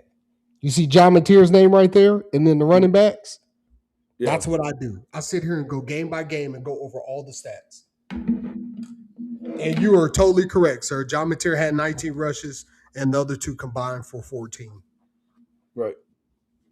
The Texas game, John Mateer had 14 rushes, and the other 3 running backs combined for 15 rushes. Mm-hmm. So, yes, DeMarco Murray, it don't matter who's it. I could coach the running backs. Shit. Yeah. And like Jimmy, it don't matter. Jimmy, you know that's what David's been saying. Our quarterback doesn't need to be running the ball 19 times. No. And I struggle saying 10 times I think 10 times is a lot. We don't have Cam Newton. We don't have Vince Young. We don't have Tim Tebow. We don't have Kyler Murray. Yep. Even then, even with Kyler, you didn't need to be you weren't running it like that. We had running backs. Again, we have running backs. We just don't have a running game. And here's what it goes back to, guys. We're gonna finish on this right here because we've been going for a long time. let's finish it on this. What it really amounts to. This is my feelings, and I'll let you go on off of this one right as soon as I say it. My feeling is this: we can bitch about Arbuckle all we want to. He's staying. We can bitch about DeMarco all we want to. He's staying. If we want to see a big change, the expectation has to be for Brent Venables to make the change. Yep. Brent Venables has to hold them to account, hold them accountable for we're going to run the football with our running backs in a certain way, and we're going to do it X amount of times. That's how we're going to do these things here. And if Brent's not willing to do that, we can bitch about everybody else on that offensive staff, but it really boils down to the head man. It just does. I'll leave it to you, and then we'll get out of here. What what do you want to add to that, or nothing? You said it perfectly, bro. Yeah, I mean, they got to do it, and whatever that takes, I do believe, for what it's worth, I do believe that those conversations are happening between BV, Buckle, Kevin Wilson, and probably to some extent Jim Nagy as well. I think that they know it's not hard to be able to look back and say this is what ruined our season when you had the kind of season you had. It's pretty glaring what the problem was. Very, very glaring what the problem was. Your offense has got to be better. It was the reason that people wanted to keep Oklahoma out of the playoff, because they didn't have an offense. So it's not hard to pick it out. Why was the offense not better? Well, the casual is going to say just John Mateer. It's not just John Mateer. It's not just Arbuckle. It amounts to the game plan in and of itself wasn't good. Now, look, I would tell you that Buckle had guys running wide open, and it would have worked if you'd have hit those guys, but you still needed to run the football when it all came down to it. You have to be able to go to that and know that I can get 3 or 4 first downs running the shit out of the ball in crunch time to stuff a game away, just to get away from it and end the game. We should be able to salt the game away with our running game, and you don't have that. For what it's worth, I think that is something that's being looked at. It better be. It better be. Because if it's not, it doesn't matter who we have at quarterback. It just doesn't. That's my feeling. All right. Going to get some shout out before heading to Mass in the morning. Hey, man. Appreciate you, Neilio. Appreciate everybody for coming in. Thank you guys so much for hanging out with us. The super chatters, man, thank you guys for that. But everybody who came in, make sure you go check out, go over there and give to that GoFundMe for Cody Light. And if you can't do that, then at least go over and share that, and maybe we can get the money that they need in order to be able to get this thing done. And, man, we almost lost him this week, man. I'd hate to see that happen, man. And he's got a road ahead of him. So let's take care of that. Thank you, Trojan Fight. Appreciate you a lot. Hey, David, thanks for coming in and kicking it with us, my guy. Tell everybody where to find you. For having me. Yeah, man, you're almost to 1,000, aren't you?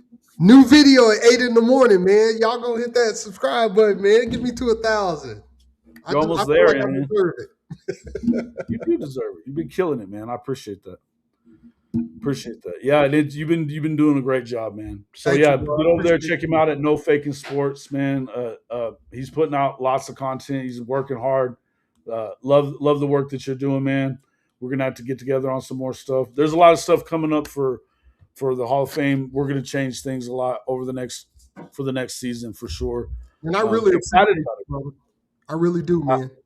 You were my first collab, and you always reach out to me to have me on. I appreciate it, man. I wish I could do more with you, but I work a full-time job, so I do, man. I truly appreciate you, and I'll never forget it, bro, for real. Well, hey, man, I'll tell you this, man. I feel like we got a chance to do a lot of more work together over the next year or so, and we'll work that all out. But I'm glad to have found you. I love your channel, and Thank you. Man, the fact that you being as consistent with it as you are, man, I'll give you my props, man, because I know as a creator how hard it is to do that. So I appreciate all that too. So, man, thanks a lot again, everybody. Look for us on Monday morning, Rise and Shine College Football.